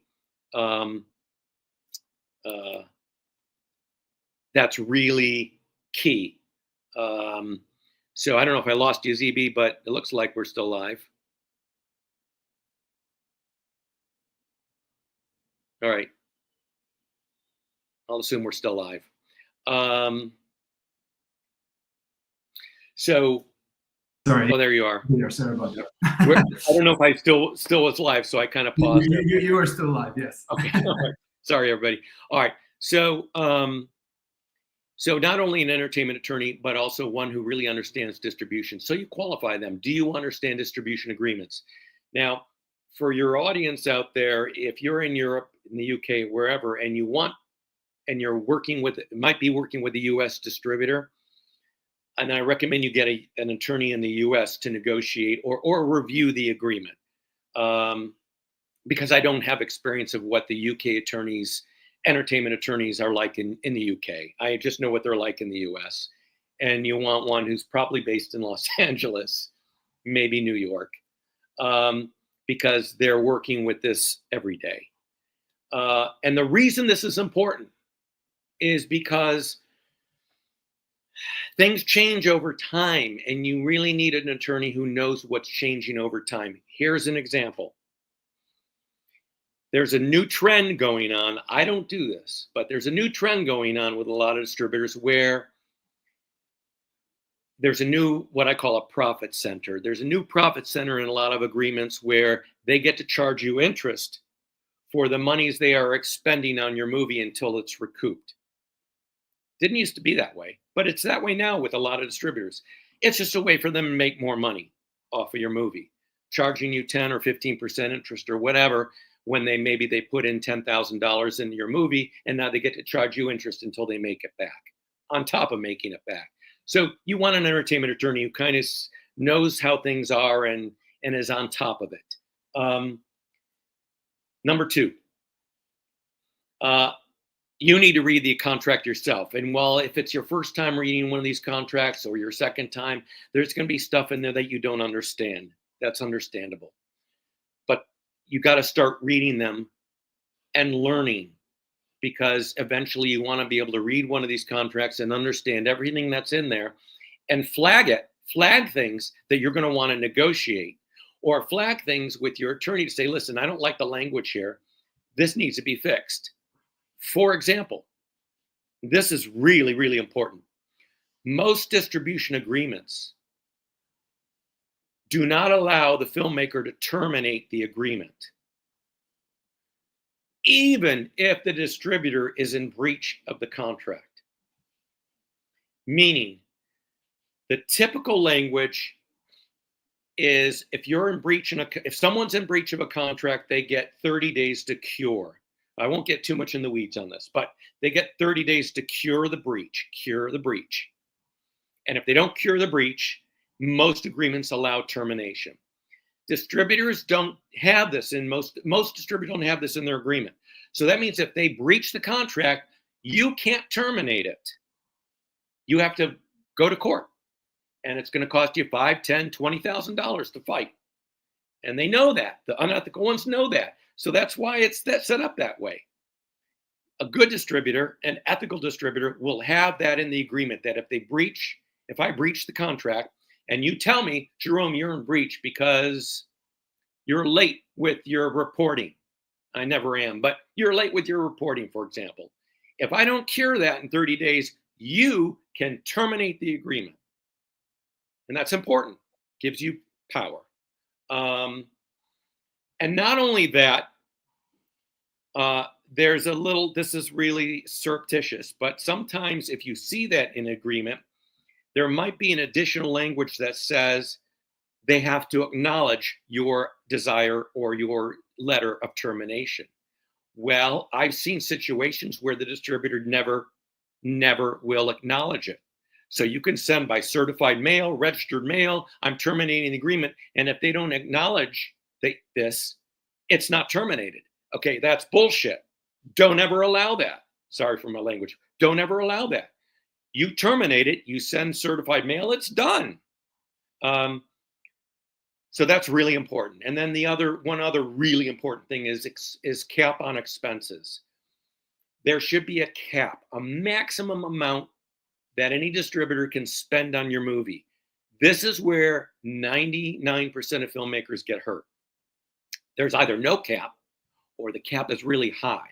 So let's say you make an indie movie, there's no name cast, and the distributor says they're not going to release it theatrically, for example, but they're going to release it on streaming platforms, and they're going to charge you $30,000 up to $30,000 in expenses. I can promise you they're not spending $30,000 in expenses, but that's a little profit center built into the agreement to take that money from you. Do they have to prove in any way that they've spent that money or no? You usually no. Usually there's no language that they have to show you receipts. And even if they did have to show you receipts, anybody can manufacture receipts. And what happens with a lot of distributors who are unethical in this regard is they will be sure that they've maxed out that expense cap. If it's capped, they'll max it out. So this is why so many filmmakers complain, I've never seen any money, never saw a dime. I hear this every week. And thankfully, there are a handful of distributors, I'm one of them, where filmmakers don't have that experience. I only know of 2 other distributors who I know firsthand and have experienced it, that they pay, that they don't play around. They pay when monies are earned, and they don't take more than what's allowed. So me and 2 others. There might be more, but I don't know who they are, because most everybody has these large expense recoupables in their contract. So what your filmmakers, I've probably gone on too long now. What your filmmakers need to do is negotiate that expense cap downward. Okay, so if it's 30,000 and there's no names in the cast, get it down as low as you can. There is one company that refuses to drop it below 25,000. They're a prominent company in the US. I say don't go with them then, you know. I once, when I was consulting, I once got them down from 25 to 20, but they wouldn't go any further. I just don't agree with that. You know, my expenses are, you know, everybody says, Jerome, I've never seen an expense cap so low. Mine's, I won't even say it on video, but it's really low. It's extremely low because I'm just paying for my hard costs, and some marketing. So, you know, those are the big things. There's a whole bunch of more we could get into, but you know, your audience their eyes might be glassing over with this, but. Wow. Okay. Well, that's all great information to know. I think, yeah, in terms of all these contracts, is there any way that a filmmaker can actually create leverage? So, you know, you mentioned, you know, in the negotiations, you know, is there anything that turns to sway the distributors to, you know, and by the way, when I say create leverage, what even are we trying to leverage over here? Maybe is one thing to discuss. Sure. So are you trying to take down the percentage? Are you trying to take down that spend cap? Are you trying to leverage that the distributor will have to do more? What are things that filmmakers are actually trying to optimize? All of that and length of term. So when I was, so as a consultant before I launched my own company, I would negotiate the expense cap. I would negotiate. I would try to negotiate marketing, but they always, oh, we're going to do this, we're going to do that, and they don't do it. You know, it's always BS. The marketing's always BS that they promise, if they promise, and length of term. So expenses, length of term, yeah, marketing if you can, you know, negotiate something there. Many distribution agreements, their terms are anywhere from 10 to 12 years typically in the US. And then international sales companies, by the way, this is a distinction we should probably get into briefly at some point. International sales companies often have 15-year terms. You want to get that as low as possible. The majority of your money probably is going to be made in the first 2 years, but movies have a long tail now. And there is potential for year after year for new platforms, new places to monetize movies. And examples like the one I shared before that, you know, a 12-year-old movie that suddenly made a high five figures in, you know, a little over a year or whatever that time frame is, when, you know, most people would have said that's a dead movie. So my terms are 2 years long. And part of this goes in line with that first conversation I had with filmmakers. If at the end of the day, after a year to 2 years, they're unhappy with me, I don't want them to be stuck with me for 10 years because then they'll just badmouth me for the rest of the term. You know, I want, you know, so 2 years is, I'm probably one of the lowest at 2 years. And it's, you know, you get to see how it goes. And if it does, and if you're unhappy, then at the 2-year mark, you can terminate the agreement at will and get your rights back and do something else with the movie. These contracts, now most distributors that when they start at a 12 or 10, getting them down to 5 can be hard, but that's something I would always aim for, or 3. You know, because then you're not tied up forever, never seeing any money if they turn out to be unethical. And percentage.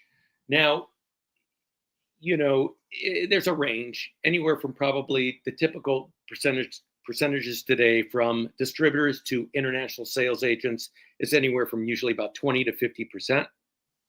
I think 50 is a bit high. You know, so you might want to negotiate that as low as possible.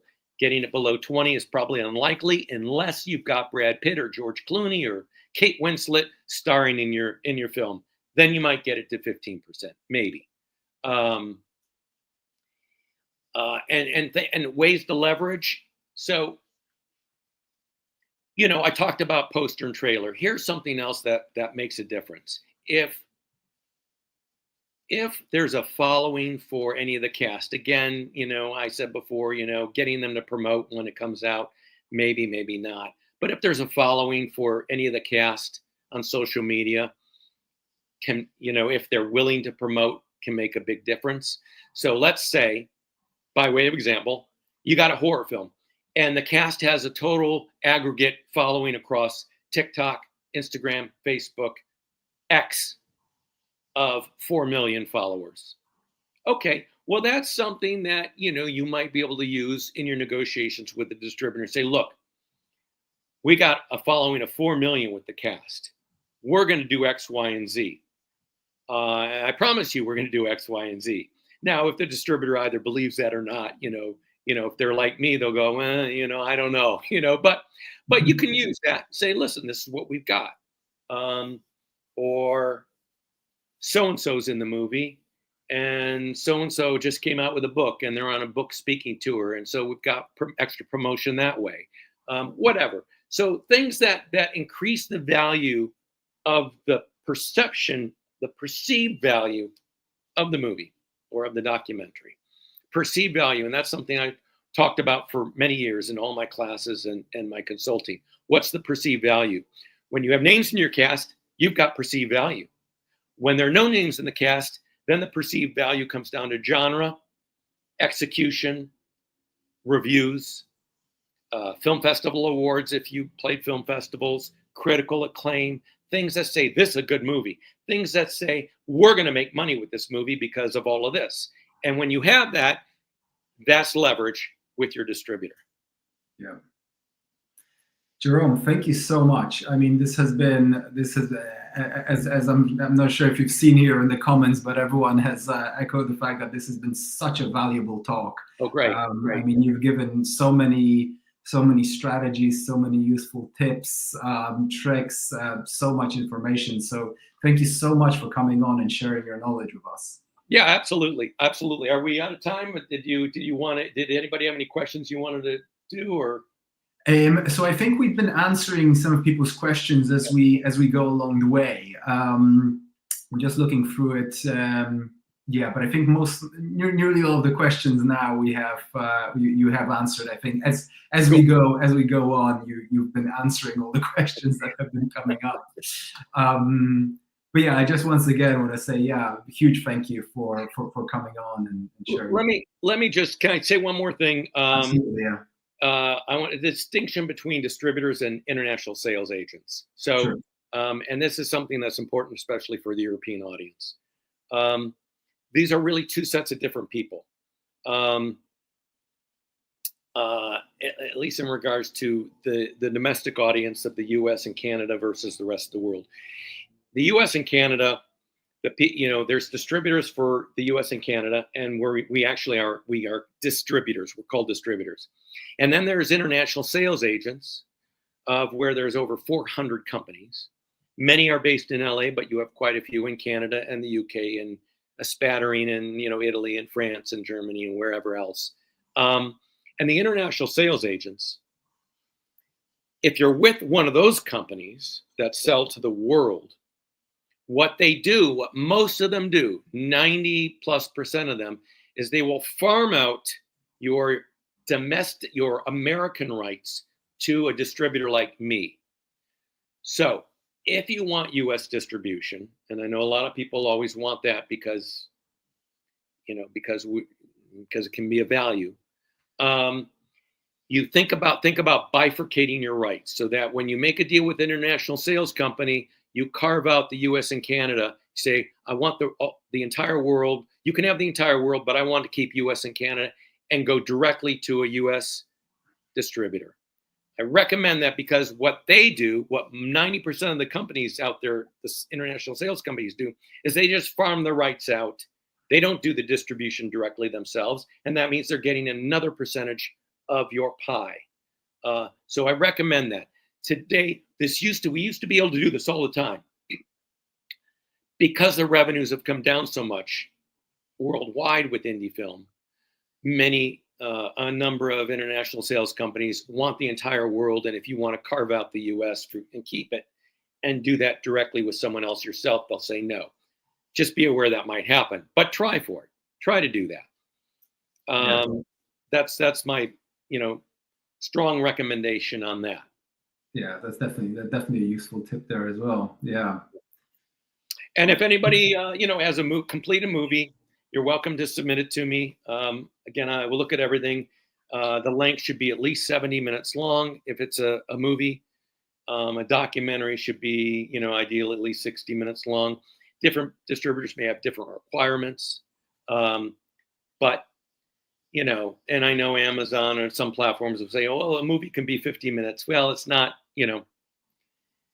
generally, at least in the US, it should be 70 minutes or longer. So I don't do short films though.